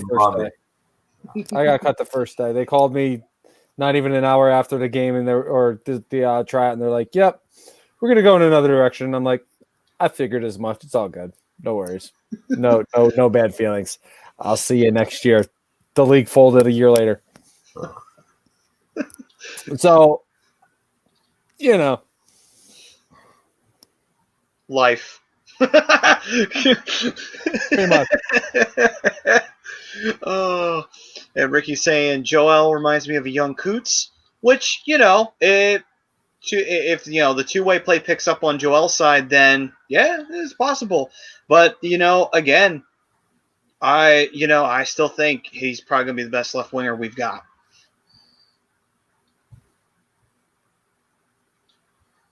Well, TK. Yeah, you could argue that. I mean, unless they want to keep TK at center, I don't know. They are they going to put him back to left? Are they going to put him in center? I'm not sure. Yeah, for sure. I agree with that. Joe's on fire tonight, man. Says Brian got cut the first day and went straight to the batting cages to toughen up. Only 364 more days till hockey tryouts. It was accurate, though. I did go to the batting cages, but that's not why I went to the batting cages. Oh, that's great. Oh, I love it. Love it. That was great, Joe. That made my night, man. I've been having a shitty night, too. Let's see here. So next up, we've got all right. Well, we talked about him in depth. Claude Giroux, captain of the team, 32 years old. I want to get you guys' opinion. Do you believe that we need to really start thinking about the market available for him? Not yet. Next year. When he's on the final year of his contract, then you consider it. But right now, he's your captain. There's nobody that's really ready to take that C off his chest yet, at least in my opinion. I agree with that. I mean, I get it. Most often, your captain is your best hockey player on your team. But there's a team that I covered today, and we'll get to it in a little bit, in the Carolina Hurricanes, where Stahl is not their best player, not by a long shot, but he's their leader. He's what all the guys look up to, And as long as you're fulfilling that role and guys are playing hard alongside you, for you, he's got a place on this team. I mean, anybody can be expendable if the deal is right, I guess, but I don't know. You're not going to get, besides shedding some contract dollars, you're not going to get the kind of return there. Yeah. Prism saying send him to purgatory, a.k.a. Ottawa. They had a great draft, though. They may not be purgatory for much longer. Mm-hmm. All right, so let's see here. Next up, Oscar Lindblom. Hopefully, after the cancer, he did play, which was great to see. Talk about a feel-good story. Absolutely loved what he brought to the table. I can't wait to see him next year. And hopefully he continues to put up points and he has himself one hell of a year. Unfortunately, got cut off because of that. Looked like he was going to have a breakout year. Hopefully he has a breakout year coming up. One guy I definitely want to talk about is somebody that Joe just brought up, and he brought up Kevin Hayes. He says, Cooch is too quiet. I think Hayes will be the captain. Drew plays out his contract with the Flyers. I think he retires. I mean, he's a little younger than I am. I don't think he retires after his contract, but I definitely don't see him being a Flyer. I definitely think he gets moved, but Kevin Hayes, I think, could be one of those guys that definitely steps up into the captain role. He's been, vocal throughout most of the season, and he's a guy who knows how to keep things light when they need to be light, or lighten the mood when things are getting a little too serious, and just get these guys laughing or something. And I think he could be a good captain. I think he could wear the C. So I take back my comment from earlier saying I don't know if I could see anybody wearing the C after Claude. So maybe Kevin Hayes. I don't disagree with that. I actually kind of like that idea. Be interesting moving forward. What we get, I think this year will definitely be telling. So finish out what we got here on left wing. We've got Michael Raffel, Carson Twarynski, who's a young prospect at 22, and JVR, who I would love to see fucking thrown out of Philadelphia. So much hate for JVR. I mean, he hasn't lived up to a fucking dime of his contract. That's the shitty part of it. It's like, God damn it. He finished with almost 30 goals this year. No. He's a 30 goal scorer. What do you mean no? Nah. We got depth. We don't need him. All right, moving on. Right wing. Ove Kubel. Obviously we know that he's got a bright future on this team. I can't wait to see what he brings to the table. 24. So, yeah, there we go. Can't wait. Let's see. He's the guy I want to see progress and get a higher role on this team. He just brings all 5 skills. He's a 5-tool hockey player. Sorry, I was wrong. He had 19 goals. So, yeah. All right. Fair enough, Matty. But Ove Kubel, I love him. He's a little ball of fire. He'd be that energy guy, but he's got a scoring ability, which is great. He's got that huge scoring. I shouldn't say huge, but he's got a scoring upside to him. So he's shown that he can be valuable in a couple of different ways, and he's one of the few guys that actually continue to, bang on the boards and dig up pucks. He forechecks really well. He back checks too, which I think hurt the team a lot this year as well. Was not many guys back checking. He's one of the few guys that did that, and it's very important, especially come to transition time. So I think Kubel is going to be. I think he winds up on a third line this year.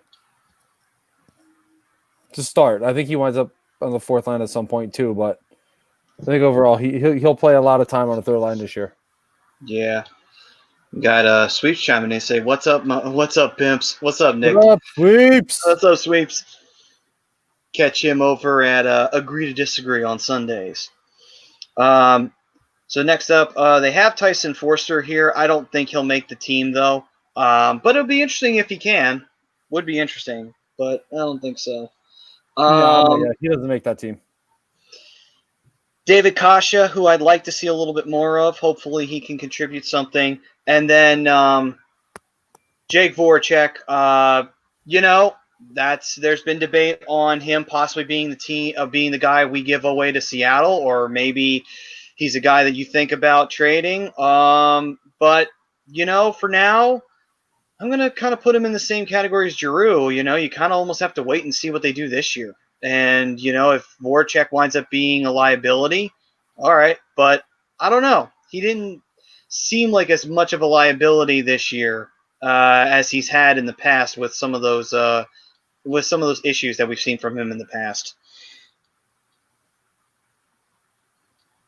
Yeah, I mean, he's got to be the Jake that we saw during the regular season, not the Jake we saw during the playoffs. And I mean, that's what the taste that's still in a lot of people's mouth is, the playoffs, and don't forget what he's contributed, during the bulk of the season. So, see, if Seattle were to peg him off, I wouldn't cry about it. It would give other guys more opportunities. And then maybe you have to start thinking about if they don't take him, down the road, whether it be after the season or even during the season, if you have a hole to fill, maybe he could be a guy that, if he's having a pretty good run right there, you make a trade, try to get max value for him. Yeah. Oh, no, he's just taking shots at me now. Joe saying, "I'm just glad we don't cheer for teams whose best player is Adam Henrique." Hey, I love Rico. Rico's a good player. We're a rebuilding team. That's all. And JP was asking who is like a sharpshooter in the NHL like Ray Allen. Ovi. It would be Ovi. McDavid. McDavid's another good answer too. Leon Draisaitl. Yeah. His teammate, look no further. Oh yeah. Cool. There's a few guys you can definitely name, but for right now, Ovi's the best. So this is what we got on defense. Justin Braun, we know what he brings to the table as a vet. Mark Friedman, young player, played a little bit with the Flyers. Ghost is 27. Another debate on him possibly leaving and saying bye-bye to go to Seattle. Do you guys still feel that way, or you think that maybe we should give him another chance? He's got to stay. He's in our Twitter cover photo. He's got to stay. because of that. Yeah, he's got to stay because we started seeing what a healthy Ghost can do during these past playoffs when he had an opportunity to play. So, here's where my homer is going to come out a little bit, but there's some facts, but it's factual, that I'd like to see him remain on this squad and potentially, take that strong power play role. I agree. Unfortunately, I think this is his last year in a Flyers uniform. I don't know how much he's going to step up. I could see him playing limited minutes now. I think if things go well in training camp for a couple of these players, like a Philip Myers, Ivan Provorov, I mean, Friedman could very well compete for a roster spot on defense. And, I don't see Ghost being all that relevant here. I think he gets taken off the power play. I think Provorov becomes the new quarterback on the power play. I could see Philip Myers being a quarterback on the power play. You have a future quarterback on the power play with Cam York. So, I mean, at this point, he's just kind of here. For this season, you got to see what he brings this year and then go from there. But, yeah, I mean, if it's more of the same play up and down, yeah, I mean, you got to say sayonara, what's best for the team. I hear that. But he just brings the moves that he can make on skates. I've never seen anybody be able to do in the NHL. I mean, as a defenseman. No, and I don't disagree with you at all. It's just after the move that's the problem. Yeah. He's either turning the puck over, taking a bad shot. He just doesn't do a lot well like he did in his rookie year. And something happened. It's all in his. There's something in his head. Something wrong with his head. I just don't know what it is. Some wrong. I think he's in his own head. He just doesn't know how to get out of it. I think it's his knees. He says he's healthy. Yeah, I mean that's what we saw during the playoffs. I mean, he was getting shots on goal. He was doing that next great play after that move. You know what I mean? I think in the end he got taken out of the lineup because they needed the size more because they were getting pushed around a little bit too much. Yeah, I can see that definitely for sure. So you had to have Hog in there, the big boy. Big boy. Jesse Davis saying Ghost, bye-bye. Also saying bye-bye JVR. So 110% for getting rid of them. Ricky saying another chance for Ghost. And Jesse also saying I'm not a huge fan of that offensive defenseman whose weakness is defense. Because then you might as well be a forward, right? I got it. Yeah. I get it. That's I actually really like that comment. It's actually it is funny. I mean, well, the good thing is this is the position of strength. This is where this team's deepest the most. When an hour and 32 minutes in the show, we're just bringing up Robert Hogg's name. Defenseman himself there. Yeah, true. And Robert Hogg, obviously 25, young player. We know what he's got, and we know what he brings to the table. They have Eric Gustafson here, but I don't know what we're going to see from that. Samu Moran, they have him on here, but I don't really know if we're going to see Moran. We may very well never see Moran. He may get traded at this point, or maybe just not get signed by the Flyers at this point. Hate to say it, but he's just been injury prone. That's the biggest problem that I've seen that's been blocking him.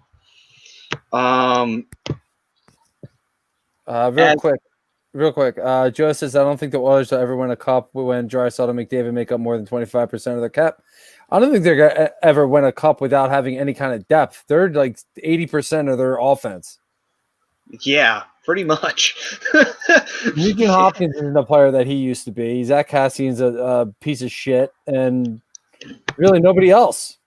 James Neal's been all right since he's gone over there, but yeah, they need more. Yeah, they need more. They need better defense and better goaltending. They need to stop relying on Mike Smith. They need to go after somebody else. Although I think they have a younger goaltender that's getting ready to come up soon. So, what's his name? I forget his name. So, next up on the defensive side, 23 years old, Philip Myers. Obviously, we just signed him to a 3-year deal. he's got plenty of promise. Hopefully, he can continue to develop in the right direction and be a really strong D-man for us moving forward. They still have Matt Niskanen in here, but he is no longer available. They have Derek Pouliot here as well. Nate Prosser, he played for like 5 games. He's 34. We're not going to have him. Didn't Ivan, they just sign Pouliot? I don't They even just know. signed him. They just signed him. They did just sign Pouliot, so we'll see. He's it's a depth choice. Provy, obviously, it's going to be a real big year for him. You know, he's not going to have Niskanen. It's going to be a focus on, okay, you're the defensive leader now. Lead. You know, it's basically what this year is going to be like for Provy, which I'm not afraid of it. You know, honestly, I'm really not. I think Provy's mature enough. So, Even in his bad year, he wasn't really that bad. No. So. He took a couple steps back, but he still played well. Not to the point that he was this past year, but you know, some players take steps back, and you know what? It's all about how they rebound the next year. And he rebounded. Now it's, can he take that next step forward, not take that step back? You find some consistency in his game, and from what I'm seeing from him on the ice already, I think it's going to be a good year. Yeah. So let's see here. Travis Sanheim, another great player that we've got at the young. He's 24 years old. And I remember when we drafted him, and I was like, ooh, this kid's going to be good. And he's been good so far. So hopefully he continues in the right direction.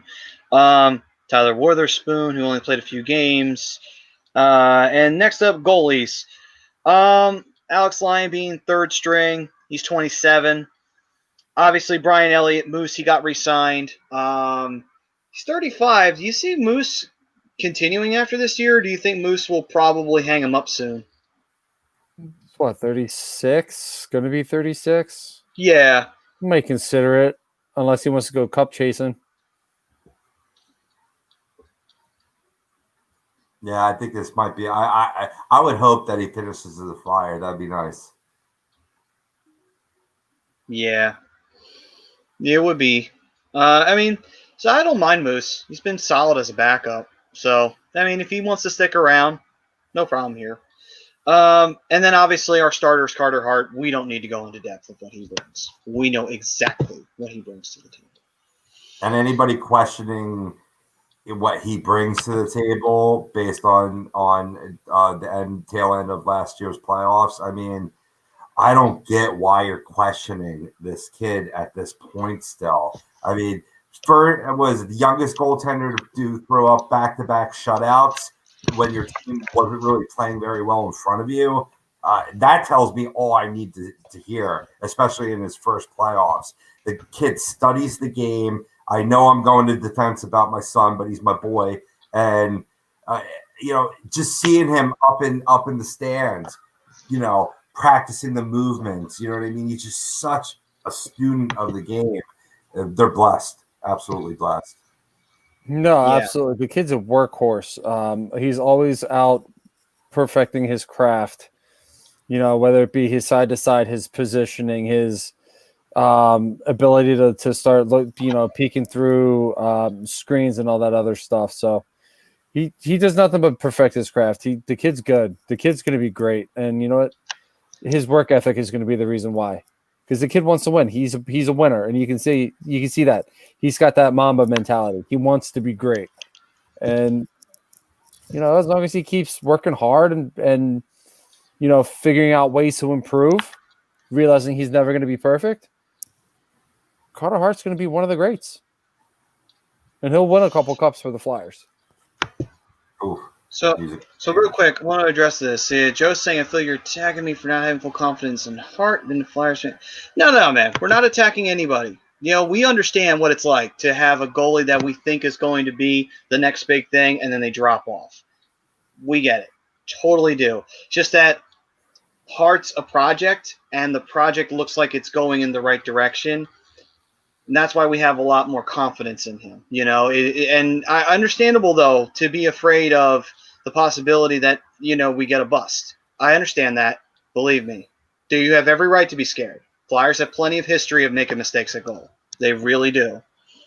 And we're shell shocked still from it to be skeptical. No, I get it. I don't know if Joe, if you had said that in the comments tonight, but I've heard that from multiple different places. I wasn't, singling you out, brother. You know what I mean? Like it's just Negadelphia, negative fans trying to find a problem that isn't there.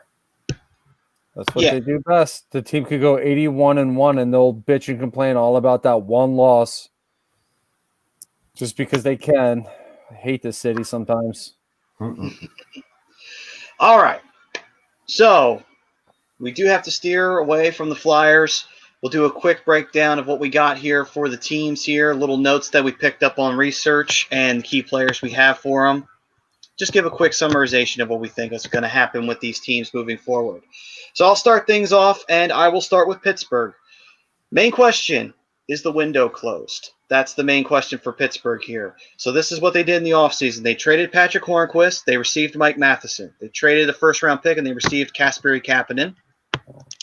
They also drafted Joel Blomqvist, 52nd overall as a goalie. They also then traded Matt Murray, received the 52nd overall pick to get him in the second round. Signed Tristan Jarry to 3 years after they traded away Matt Murray due to the fact that they're basically investing in him as the new starter. They bought out Jack Johnson, which was a necessary move. Fired the assistant coach, kept Mike Sullivan, though, as the head. Traded Bukestad and received a 2021 seventh-round conditional pick. Resigned UC Ricola and Jared McCann to both the 2-year deals. There are some RFAs still left out there in Dominic Simone, Anthony Angelo, and Sam Lafferty. Key players I have for them: Crosby, Ricola, Gensel, Malkin, McCann, Sheary, Tanev, Zucker, Kapanen, Rodriguez, Brian Rust, Chris Letang, Joe Marino, John Marino, Mike Matheson, Marcus Pettersson, Brian Dumoulin, and Tristan Jarry. For me, my honest opinion of Pittsburgh is I kind of think their window is closed. I really think they need to start thinking of the post-Crosby-Malkin era. I think they really do need to give that some hard thought and look in the mirror now. Yeah, I think Pittsburgh will be all right. I don't think they're in as bad a shape as people think. They're a little bit older, but they're still a good team. I mean, I think they'll be a wild card team this year. I don't think they compete for a division spot, but Crosby still play. Malkin can still play. The tank can still play. It's just a matter of some of these depth guys. Can they step up? Can Tristan Jarry handle the full load since he doesn't have Matt Murray anymore? That's my only big question. Agreed, man. I mean, as much as I want to see this death to Pittsburgh, there's still talent there. I mean, Brian Rust is a favorite player of mine. Jake Getzel. He's not hurt last year. He has a phenomenal season. So, what Maddie's saying is inevitable, but not quite yet. Yeah, I'd say another year or two, but I still think they can make a run. All right, then. Let's see here. So that's Pittsburgh for me. We'll see where they end up on that one. Next up, Robbie, what you got for us? I want to go to a favorite team of mine, the Columbus Blue Jackets, because we all know how I love Torts. I was excited to get assigned this team. They had a great postseason run. I mean, they defeated the Leafs 3-2 in the qualifying round, and one of the best series in the 2014 tournament, in my opinion. And then continuing that momentum, Columbus took the eventual Stanley Cup champs to that 5 OT game that Brian was talking about earlier in the show in game 1 of their first round series. That was the best game of the tournament. But eventually they did go down 4-1. They have a lot to build off of there. A lot of young talent. And Cam Atkinson, Pierre-Luc Dubois. I mean, this is a guy that they got to get signed. I mean, he is a restricted free agent. So if any team makes an offer, they can match, and they will match. So he will play 2021, but you gotta ink this guy long term before he takes a walk. That's going to be key for future year success. But he'll be a standout player for this team come season time, along with Oliver Bjorkstrand, Gustav Nyquist, Zach Rowinski, which I have a hard on for that guy. Fabulous fantasy hockey goaltender. He was second on the team in goals with 20 as a defenseman. Just a really phenomenal player there. Seth Jones, really deep in defense, this team. That's what they've keyed off of, and now they got to start working to, getting a little more offense coming off. Let's be fair. It was a very injury-riddled year, and Torts maybe should have won the Jack Adams Award just because of that. And that takes a lot for me to say because I don't like that man. But he did a phenomenal job. You got to give credit where credit was due, getting that team to where they made with all the ups and downs they had. They added a key piece this offseason to Max Domi. That's going to take some pressure off the Dubois line to do everything. They also added Mikko Koivu, so really getting strong in that center ice position, along with the young player Gavin Bayreuther. I probably butchering that name, but all these additions, and basically you lost Alex Wenberg, who was a former first-round pick, but they bought him out. And then he signed with Florida for a year, $2.25 million. This is going to save them so much money to get that deal done with Dubois. Basically, another pending free agent, Devin Shore. Not a top line player. So if he winds up walking, not the end of the world. And they're all led by their captain Nick Foligno, who's been there since 2015-16. Yet again, another example of a captain who's not your best player, but is your best leader on that team. I just feel, boys, just to break them down succinctly, the addition of Koivu just makes a lot of sense. He fits Tort's system very well. Tortorella is going to look for his team to really open up on offense now because of it, building upon their defense and great goaltending. Which I got to give credit, where credit's due. I mean, Elvis Merlinken's fabulous young goaltender in this league. Jonas Corposalo, lifelong Columbus Blue Jacket. They're two goalies with sub 2.6 goals against average and north of 911 save percentages. So, between the pipes is not an issue for them. They just got to create more offense with a healthier team. They got to do that by getting more bodies in front of the net and generating more chances that way. They just don't do that enough. They attack a lot from the periphery, and that's not always going to get it done, as we saw the ups and downs in both the Toronto series, which was a tight contest, as well as against the Tampa Bay Lightning. A key for this team, Max Domi's newfound relationship with Torts, it's going to go a long way to really adding towards a more forechecking attack that he can bring coming from the Montreal Canadiens. Simply put, defense and goaltending has always been their strong suit. With a healthy roster and we're signing Dubois long term, the sky's the limit for this team. No matter which division they play in, no matter how it works out this year, they're going to be in contention. I mean, will Dubois continue his breakout play from the bubble? Will Bjorkstrand's ankle injury, is it completely in the rearview mirror? These answers are really going to dictate how high and far they go. I believe that they can make the playoffs as a wild card team. Joe's posting his Metro predictions. He's got Boston in first, Islanders in second, Flyers in third. I could definitely see that. Rangers in fourth, Buffalo in fifth, Washington sixth, Pittsburgh seventh, Devils eighth. I would flip-flop, Joe. The only thing I would do differently, bro, is I would probably have Washington fifth, Pittsburgh sixth, and Buffalo seventh. That's the only other. I agree with the top four. I'm with them on Buffalo, though. I think they make some noise this year. I think Taylor Hall is going to bring a lot, but we'll see. And Bryce was saying, yo, what's up, Bryce? What's up, Bryce? And Jesse was jumping in on the Jackets, said the Jackets love to cycle the puck and play physical. They play good fundamental hockey. And Prism had said earlier about the Penguins, he said, Crosby and Malkin are cooked in my book.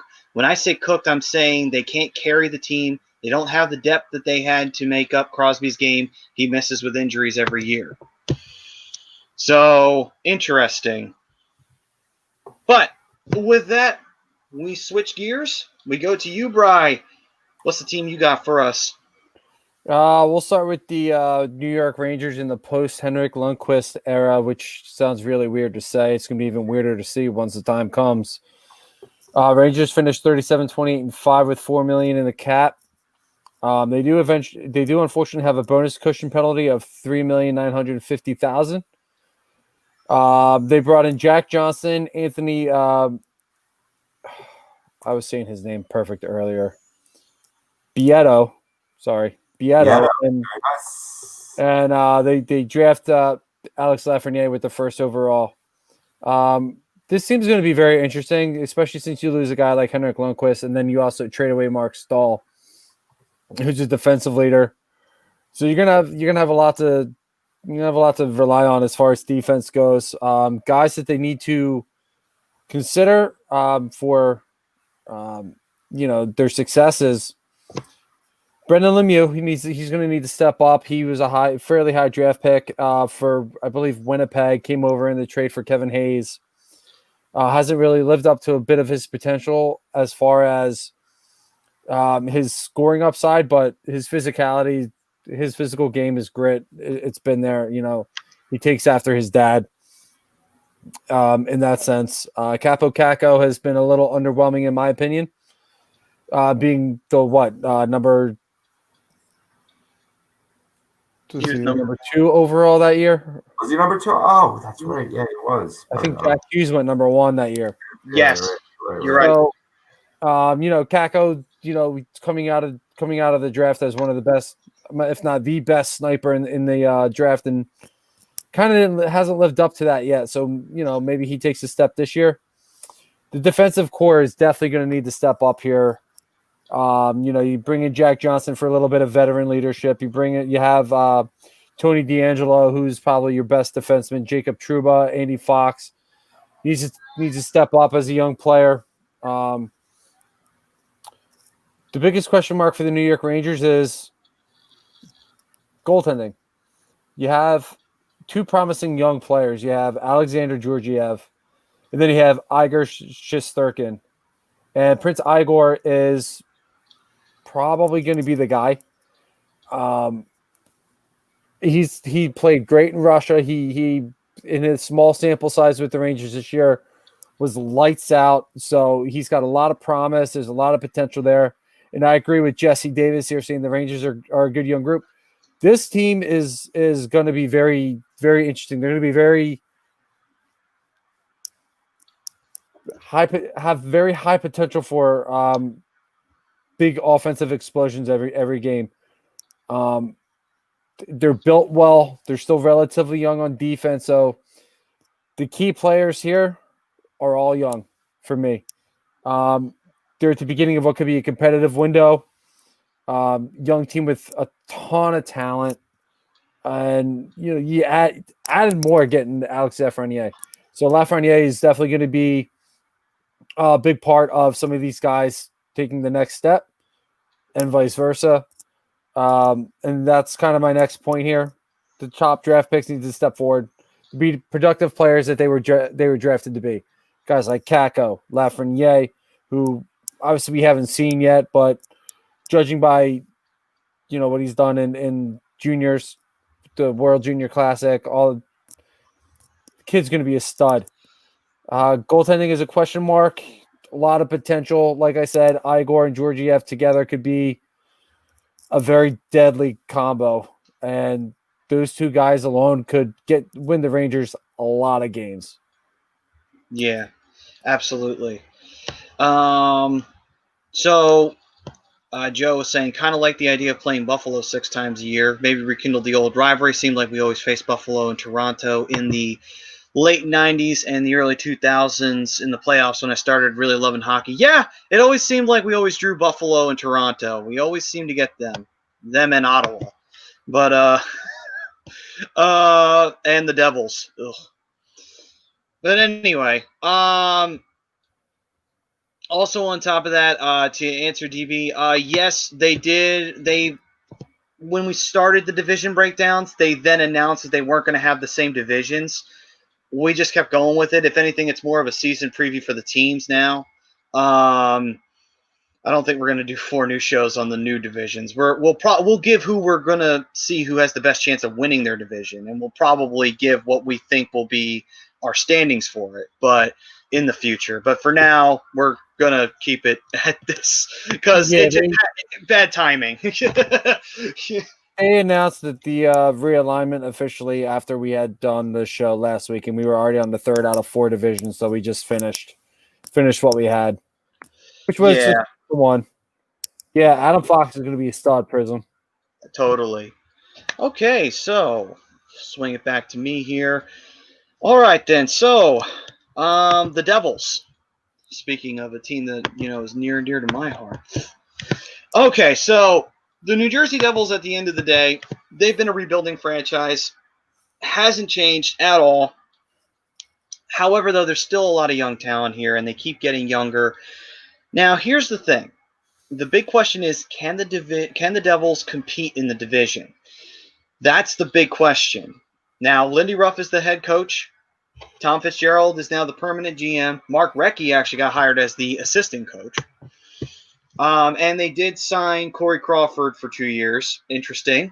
Blackwood, though, will be the starter. PK Subban, big question mark on him. Can he have a rebound year? Because he was terrible last year. It didn't matter whether he was wearing a Devils jersey or he was wearing a Predators jersey. Or, I'm sorry, was it the Preds he was on? Yeah, I think it was the Preds. Montreal. He was Nashville, Montreal, Nashville, and then New Jersey. Okay, yeah, so it was a Predator. Either way, didn't matter what jersey he was wearing. He was terrible. DB saying, just skip the Devils. I give you permission. Just a quick roundup. They did get Alexander Holtz. Drafting him, will he make the team? Will he make an impact? Nico didn't necessarily, so we'll see if Holtz does. Blackwood is still an RFA, so they do have to re-sign him. They have to re-sign Jesper Bratt, Joey Anderson, Mirko Mueller, and John Hayden. They are all RFAs. Other prospects that are Brent Sinney, Nick Merkley, Colin White, and Josh Jacobs. They are all RFAs, so they have to get them signed. Big question is, can Nolan Foote also show up this year and have a breakout year, as he's a prospect that they're looking at heavily? Besides Alexander Holtz, by the way, they had 3 first-round picks. They had Dawson Mercer, 18th overall, and picked Shakir Mukhamadullin, 20th overall in the first round. And so, great hockey name. They also decided not to trade Kyle Palmieri. There were rumors that they might consider doing that. And now the other question is, can the veterans and the prospects, can they cohesively come together and actually make this team dangerous? Because you look at the roster of this team, the Devils aren't bad. It's just they haven't been able to make it work. It seems like the veterans haven't been able to gel well with the young guys. The young guys need to step up, and they're having a tough time doing that. Was it a system problem? The coach did get fired. They had to bring a new coach in. The GM got fired. The point is that this Devils team's had a lot of fluctuation, and it seems like they can't seem to get it to work out on the ice. So my question to you guys, with the talent that this team has, which they have some, it's not like they're not talentless, do you think the Devils can finally, start making something gel with Lindy Ruff as a head coach? Good, Rob. I just don't see it with this current crop of players. I think it's a poorly constructed team. I think Lindy Ruff's best days are behind him. Yeah, I mean, they went. I said from the get-go that the Devils should go after Capo Caco. And you're starting to see why. I mean, I think Jack is definitely the worst of the 2 brothers that are in the league so far. I believe there's one more coming. Quinn just is absolutely lighting the world on fire in Vancouver, and Jack can't seem to get a spark in New Jersey. So, I mean, it's tough with the Devils because I kind of agree with Rob. They're a fairly poorly constructed team. I don't think they know exactly what their blueprints are. This team doesn't have an identity by any stretch of the imagination. They don't know which route to go. They have I agree with you, Matty. They have some good players, but they don't have enough. And I think until they figure out what the hell they want to do, they're not going to be a winning organization. And Yeah. unfortunately, they need a guy like Lou Lamoriello who knows what the hell he's doing, knows what he's looking for, and goes and does it. And I just don't think their current GM knows what he's doing. For Christ's sake, I mean, look at what Josh Harris is doing with the Sixers. He's doing the same thing with the Devils. I mean, Sixers are finally on the right path, but it took a while for him to get there. So I don't see much from the Devils. I agree with Joe. I think they're going to be an 8th place team. DB asked if Jack Hughes is officially a bust. What say you, boys? Well, he's only had 1 year, right? Yeah. So 2 years. This is the second year. The second year? Or I'm sorry, it's going to be his third. I don't know. I mean, here's my thing. If he's on the Devils, you can easily argue that he's a bust, but if he's on another team, maybe he isn't. You know what I mean? Like, maybe if he's on a team that's more, like you were saying, Rob, and Brian, you were agreeing, if it's better structured team, maybe he does better on that team. Same thing with Nico. Maybe they do better on another organization. Maybe it's just the Devils' way that they're set up. Maybe that's what's killing them. But DB's also saying who is a worse number 1 overall, Jack Hughes or Patrick Stefan? I'm a Prism. So far, I don't know. I kind of agree with Prism. Yeah, I mean, right now, I really, really think that most of what we're having an issue with in terms of like guys like Hughes, it's the team that they're on. I wouldn't necessarily immediately jump to say that it's them, because think about it, the Devils haven't had any real structure in so long that it's almost surprising that the team hasn't been dead last for like the last 8 years. You know, like this team has been was on a steady decline. And they haven't really recovered since the days that Zach Parise told them to fuck off and he went to Minnesota, and when Ilya Kovalchuk told him to fuck off and he went to Russia. Ever since then, that team's been on a steady decline and has never recovered. Well, I mean, it just kind of is what it is. You know, they lost Lou Lamoriello, and he was the brains behind all of the Devils' past success. Team just hasn't been the same. They haven't found a competent GM who knows how to build a team, and you know, like I said, this team has no identity. Yeah. So it's like the Christmas color sweater Devils from the '80s. Shitty team that gets the shit kicked out of it. I love those unis though. They're the best. Oh, all right. I know. Robbie, what's your next team? My next team is Carolina Hurricanes, led by our boy Rob Brendamore, and certainly Eileen's favorite hockey player of all time. You know, he's entering his 3rd year with this team, and you know, I've gotten some reports, you know, some bold predictions from my boy Schaefer that if they sell to the previous owner, back to the previous owner, that he might be packing his bags for Seattle. I don't quite see it happening yet. I mean, with the success that the man's had with this team, he brought the team in his 1st year to the Eastern Conference Finals, only to get swept by the Boston Bruins, who ironically ousted them this year. You know, much to the chagrin of many bracket challenge competitors like myself, we probably should have realized that the Bruins are Carolina's daddy. You know, so I didn't put that 2 and 2 together when I was filling that out last year. But they did decimate a hapless Ranger team with a clean sweep in the qualifying round. You know, certainly there's building blocks there for not only for the present but for the future as well. I mean, they were 38, 25, and 5 during the regular season, good for 81 points. So they are coming off a pretty, you know, stellar season. Brenny's got Jeff Daniels and Dean Chenoweth assisted him on the bench. their captain, Jordan Stahl, as I mentioned before. He was dubbed captain last year, a leader on the team. Not the best player, but the leader of that team, along with alternate captains Jordan Martinook and Jacob Slavin, who, in my opinion, I've said it. If I've said it once, I've said it 100 times. He's the most underrated player in hockey. Fabulous defenseman there for Carolina Hurricanes, along with the great forward Sebastian Aho, Andrei Svechnikov, who was having a fabulous postseason before that awful injury that he received. He'll be back hopefully strong for this Hurricanes team. Teuvo Teravainen, Vincent Trocheck, who they got at the trade deadline. Martin Neiches, it was just a young up-and-coming goal scorer for this team. Dougie Hamilton, Sammy Vatanen, who is a free agent.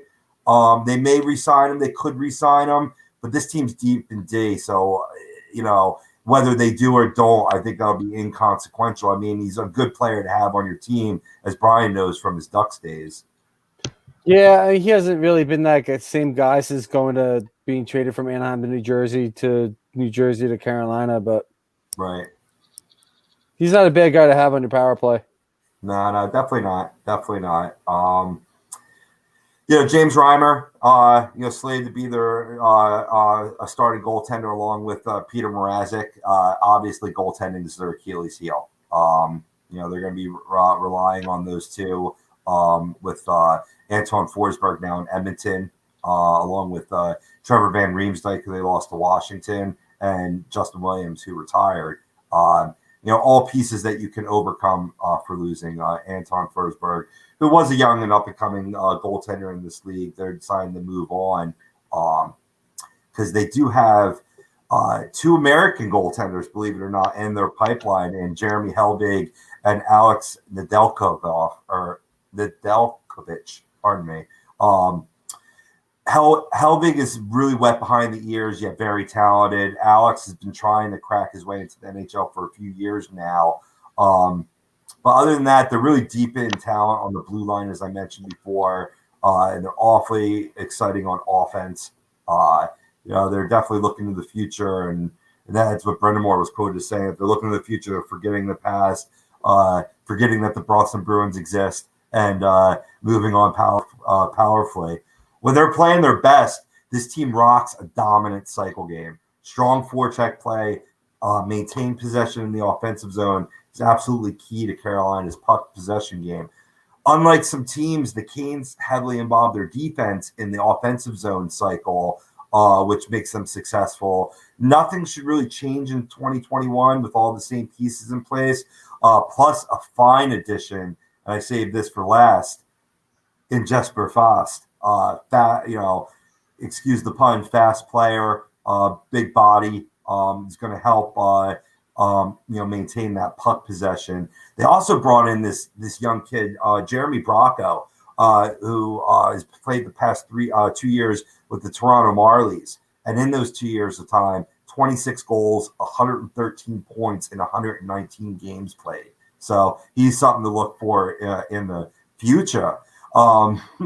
But this team, I really feel that this team will contend, and they will challenge for a top 3 spot in their division.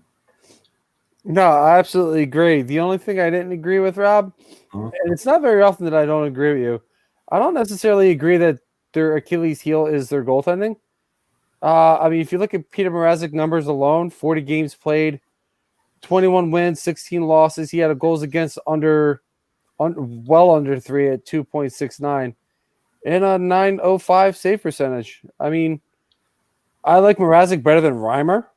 I'm getting Reimer's stats up here for you now. 25 games played, 14 wins, 6 losses.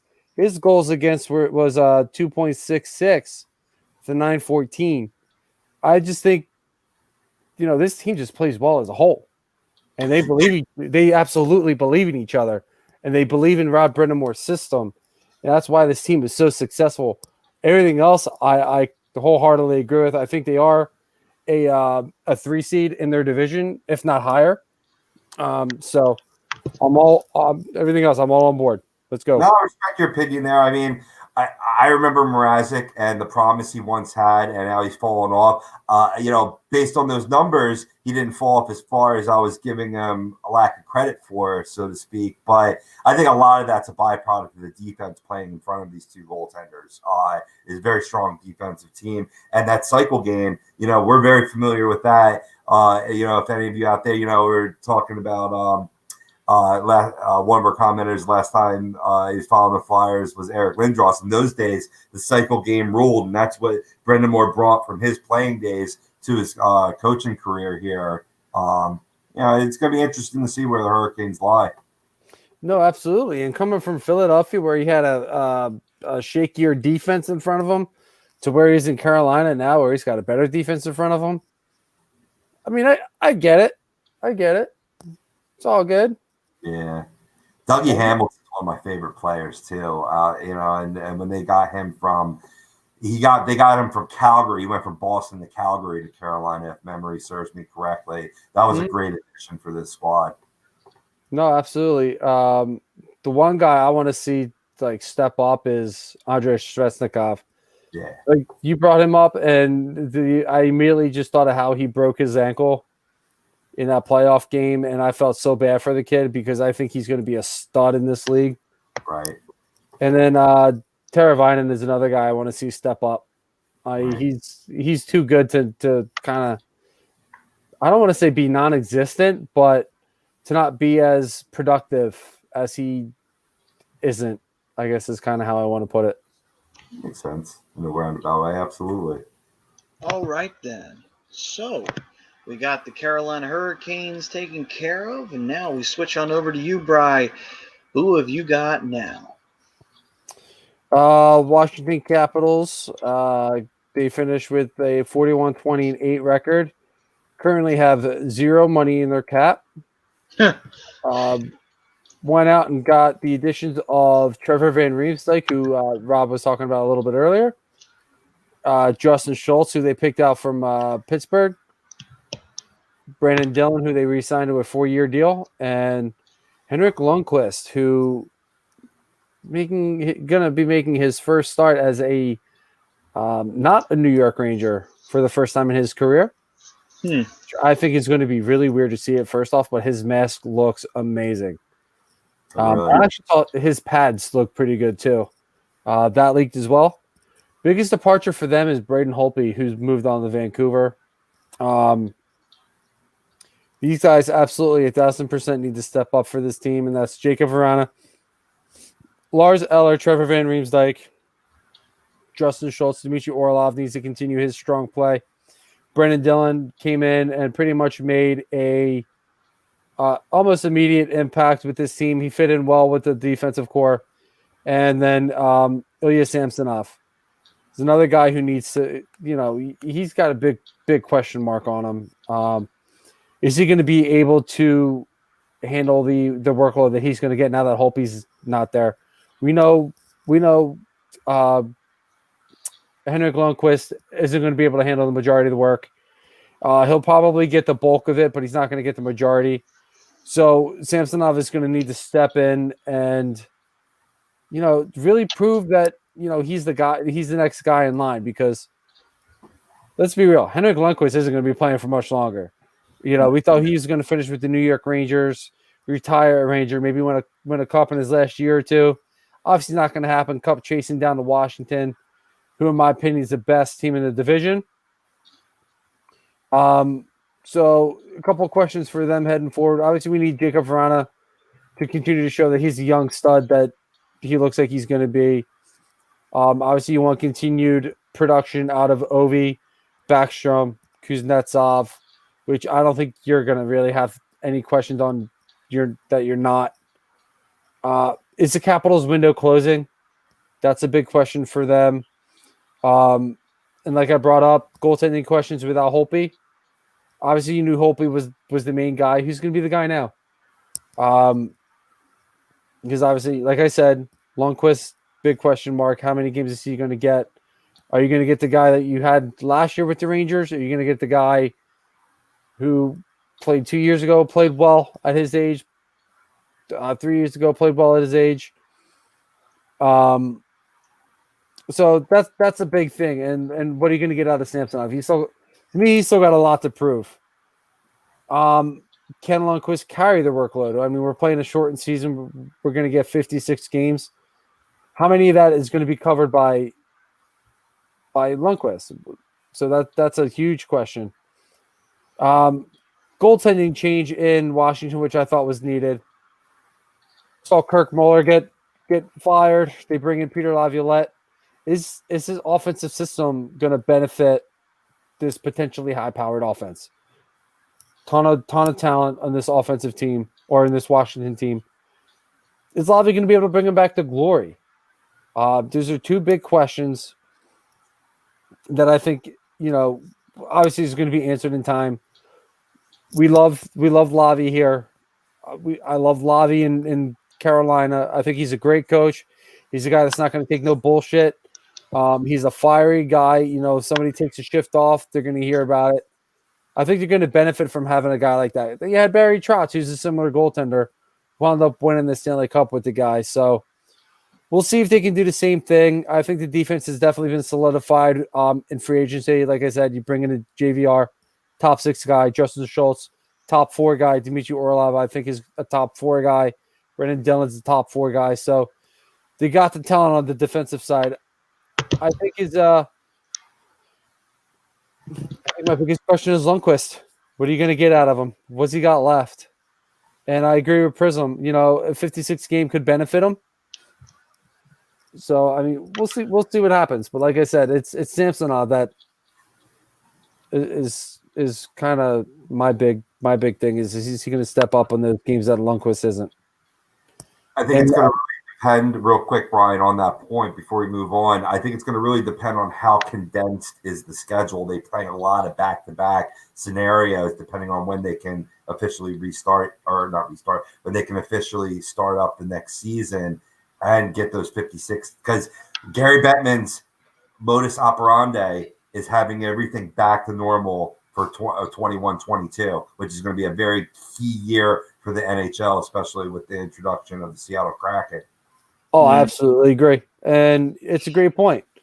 Roska, stop it. What? Why You don't want Zdeno Chara? Why do you want all these guys that are in their 40s? Zdeno Chara is at the end of his career, dude. It's like, stop. It's a rebuilding team. They need to get younger, not older. They should get Jack Hughes. Yes, give us Jack Hughes. Like, for real, you want Joe Thornton, you want Patrick Marleau, you want all these guys that aren't good anymore. You want all these guys at the end of their careers. What you want is the opposite of what they're doing. You need to get younger. There's a ton of young talent on this team. Yeah. Depending on how many back-to-backs Washington has, I mean, it could be a good thing. It could be a bad thing. It could cost Lundqvist potential starts too, in that scenario. But, I don't think he's playing many back-to-backs at this point. And that's a great point. I'm actually going to look up Ilya Samsonov's stats real quick because – oops, wrong team. While you're doing that real quick, one point with Ovi, I could see him even flourishing even more in Lavi's system. We saw what another Russian did for him in Jaromir Jagr in his time period with the Flyers. He loves setting up the sniper on the power play, and that's what Ovi does. That's his office. That is absolutely his office, sitting right there at the top of the circle. And you know what I just realized? It's a 56-game season. Do we think that Ovi can break the 30-goal mark? Because he needs to consistently be in that 30, 40-goal range in order to break Gretzky's record before he goes over to Russia. Even if he doesn't, having now 2 somewhat shortened seasons might give him an extra season that he might not have played in order to maybe get to that point. You know what I'm saying? I mean, not that there was a lot of games missed, but I mean, I get it that Father Time waits for no man, but I think not having those extra games wearing and tearing on his body, could help elongate his career. Oh, True. absolutely. But to Prism's comment, he says Toronto picking up bottom like vets made sense for what they're doing, David. Anaheim and Toronto is vastly 2 different paths. It's a great point. I think Prism hit the nail pretty much right on the head. Anaheim is a rebuilding team. Need young players. The one thing that Toronto needed was going out and getting a guy like Joe Thornton, a guy like Wayne Simmons. Not necessarily guys that are going to be productive, but guys who Toronto has had no grit whatsoever over the last few years. And the thing that we need to remember, Joe Thornton has that grit. Wayne Simmons has that grit. You don't necessarily need these guys for production. They have plenty of guys on this roster that can produce offensively. You need guys that are going to be able to hit, check, throw fists once in a while that need to be thrown fists. Guys that are essentially going to stand up for everybody, for each other. That's something they didn't have in the playoffs last year. It's so great on so many levels. I love that movie. Oh my god! And you know what? And DB, you're right, man. He is a very good-looking man. So yes, your wife is not wrong in that being the hall pass. So, Ilya Samsonov in 26 games last year had a goals against of 2.55 to 913. So obviously, you know, he's a solid goaltender, or at least a solid backup. Let's see what happens when the spotlight's on him a little bit more. And I think we're going to see a lot more of that with the 56 game schedule. Like Rob, you brought up a great point. How condensed is this schedule going to be from starting January 13th? And you want to get the schedule back on track for October for next year. So, I mean, we'll see what happens. So, now we switch over to the final team here. And this will go great with this comment here. Jesse Davis saying, I really hope the Flyers get another shot at the Islanders in the playoffs this year. Well, just so happens that's the next team we're covering. So, the New York Islanders. The big question for them is, can they continue to maintain the success that they have had over the last 2 seasons?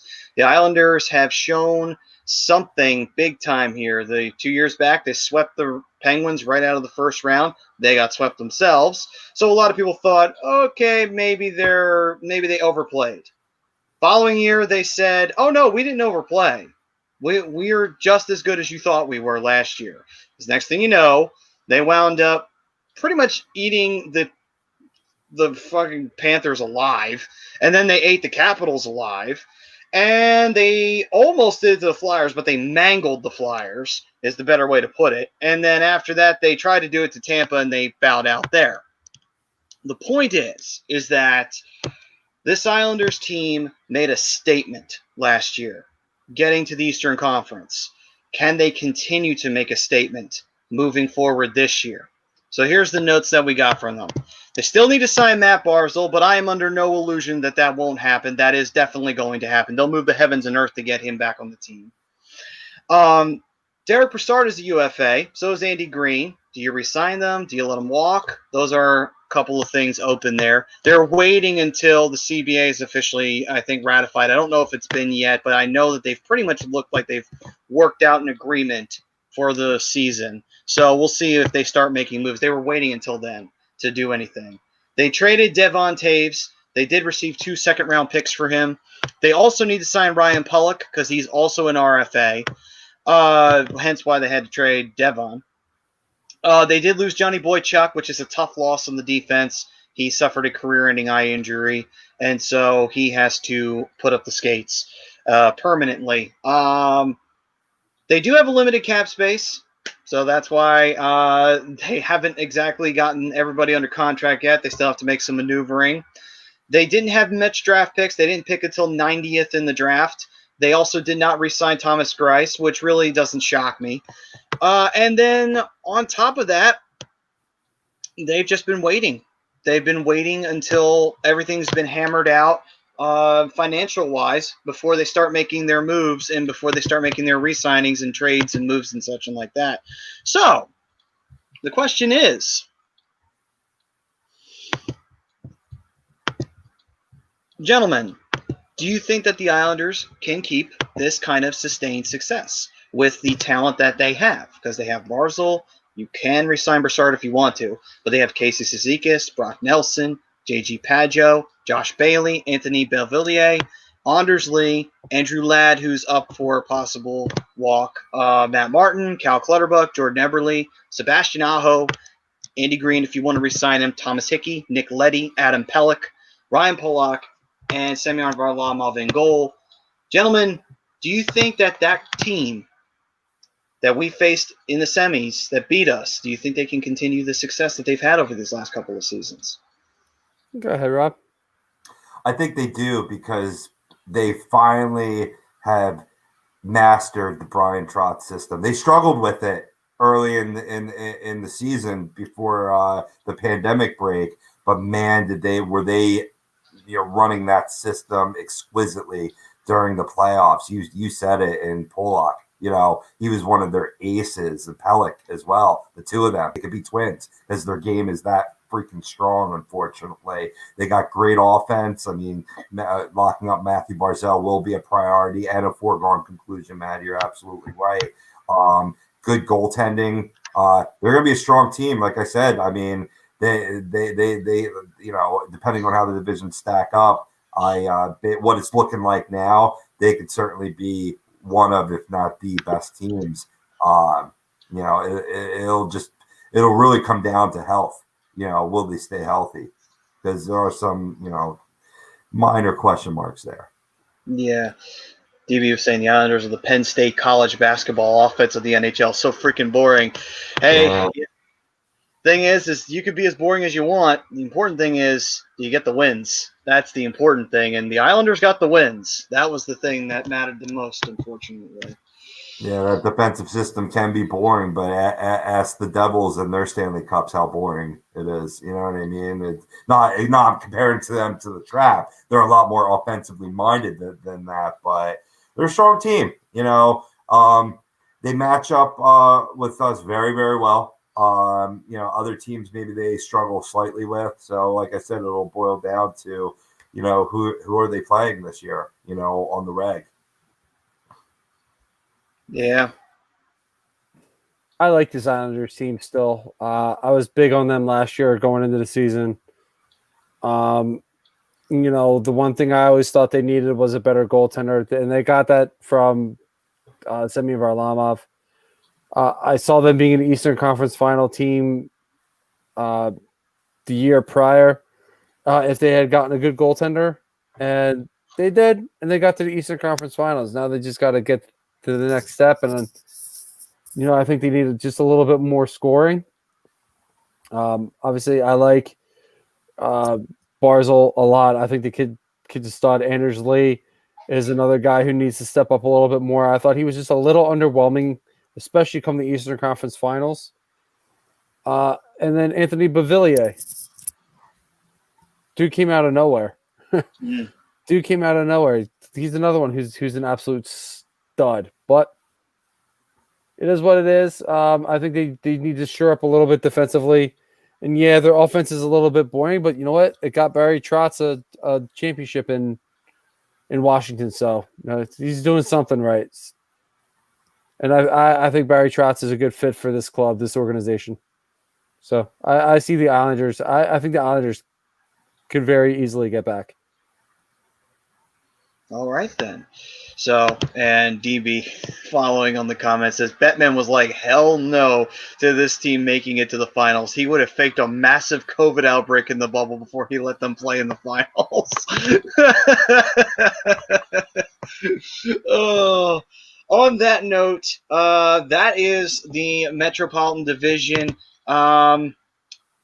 Still the toughest division in hockey. Before we sign off, one last thing I'll go through here. This is basically the proposal of the divisions that we will have this year. We'll talk about these guys. We'll see what teams we like in this division as we move forward, getting closer to the season. But so first division, Northeast teams: Boston, Buffalo, New Jersey, the Islanders and the Rangers, us, the Flyers, the Penguins, and the Washington Capitals.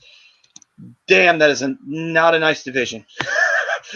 That is a brutal division, to say the least. I will say this, whatever media syndicate or wherever you're reading this from, Thank you for including the Flyers, unlike ESPN, who pretended that the Flyers didn't exist, didn't list them in any division. No freaking respect. ESPN's the worldwide leader of bullshit. Are we really all that surprised?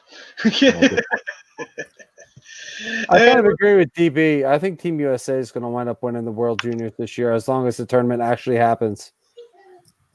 Dude, that'd be cool. Be real cool to see USA get that gold. They got silver last year, so. So, Division 2, Central Southeast, Carolina, Columbus, Detroit, Chicago, Florida, Minnesota, Nashville, and Tampa. So, interesting looking division here. This division, it's going to be weird seeing teams like Minnesota and Nashville playing Eastern teams for divisional setups. That's going to be interesting.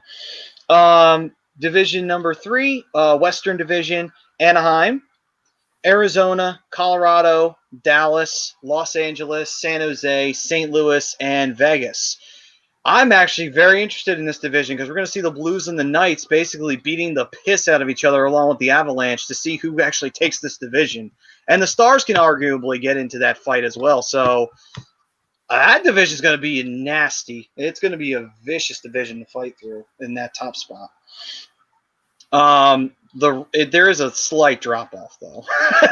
there's a little bit of one in that division. Anyway, final division is the All Canada, which is Calgary, Edmonton, Montreal, Ottawa, Toronto, Vancouver, Winnipeg. That division, oh man, all of Canada is going to declare war on each other. That division's not going to be fun because you have essentially the only team that I say in that Canada division that's going to pretty much blow ass is Ottawa. Everybody else they're going to be tough. Oh, wow. Yeah, so that's what they've got proposed for the divisions. It's going to be very, very interesting to see what happens this year. Are we going to see a regular playoff setup? Are we going to see 2 wild cards and 3 top divisional spots like we saw, not this year, but we've seen the past like 6 or 7 years? Are we going to see that? So all that we'll get into more as we go forward. We're just giving you guys what the projections are for the divisional setup. I do not like our division, but then again, I don't like our regular division, so not much changed. Anyway, but with that, we thank you guys for joining us. We thank you for sticking around, and we thank you for commenting in. We had a massive blow up in the chat during the Flyers conversation, so thank you all so very much. Obviously, DB, Priz, Joe, God, everybody, Jesse, Bryce, everyone. Thank you all so very much for chiming in. John Coyle, everyone. Don, Ricky, our crew here every week. Going to be excited to do a nice holiday show next week. That should be fun. I want to talk about, this is the one request I have for next week's show. We got to talk about the best Christmas movies that are widely not considered Christmas movies. I'm down with that. Wholeheartedly, 110%. What say you, Brian? I've had this discussion before. Yes. So that is next week, folks. We will, come hell or high water, we're giving our top 10 Christmas movies that are not Christmas movies. All right, so that's next week, and we'll see what else we've got to talk about. Until then, guys, that was our divisional breakdowns. Like I said, we'll dive in more to the actual division setups, and we'll see what teams we like and what teams we'll pull out for the playoff spots from there. So until next week, we'll see you guys then. We were brought to you by Specialized Physical Therapy. We were also brought to you by Ambuck Services. Listen, man, after the winter comes, spring rolls along, you might want to get your deck fixed. You may also want the bushes trimmed. You want to make sure the gutters are clean and everything like that. So all you got to do is pull out the lawnmower and take care of that. Well, you can reach out to Ambuck Services. Give them a call at 856-879-5530, and they'll make sure all that's taken care of for you. And if you want to support A2DRadio.com and the Hockey Happy Hour, as we know you guys, you do support us, and we love you so much. If you want to continue that support, where can they go to do that, Bri? You can head on over to phillydrinkers.com and get all kinds of A2D merch that they got over there, from hoodies to hats to coffee mugs that have A2D on there. Show stickers, show shirts, hats. You know, they got everything over there. Go check out Alex. Alex does a great job. We have a new fall line out, all bunch of stuff out there, socks, blankets. We got a nice little quarter zip pull up. So head over phillydrinkers.com, Philly Drinkers LLC. Alex will take good care of you over there. All right, then. Thank you guys for joining us. We'll see you next week. And stay safe, stay healthy. When you go outside and you're going into a store or restaurant, wear your mask. Yes, the vaccine is coming out, but it's still not ready just yet for everybody to get. So give it time, and you'll get one. It's soon enough. But until then, wear your mask. Keep people safe. We'll see you guys next week. Peace and love, everyone.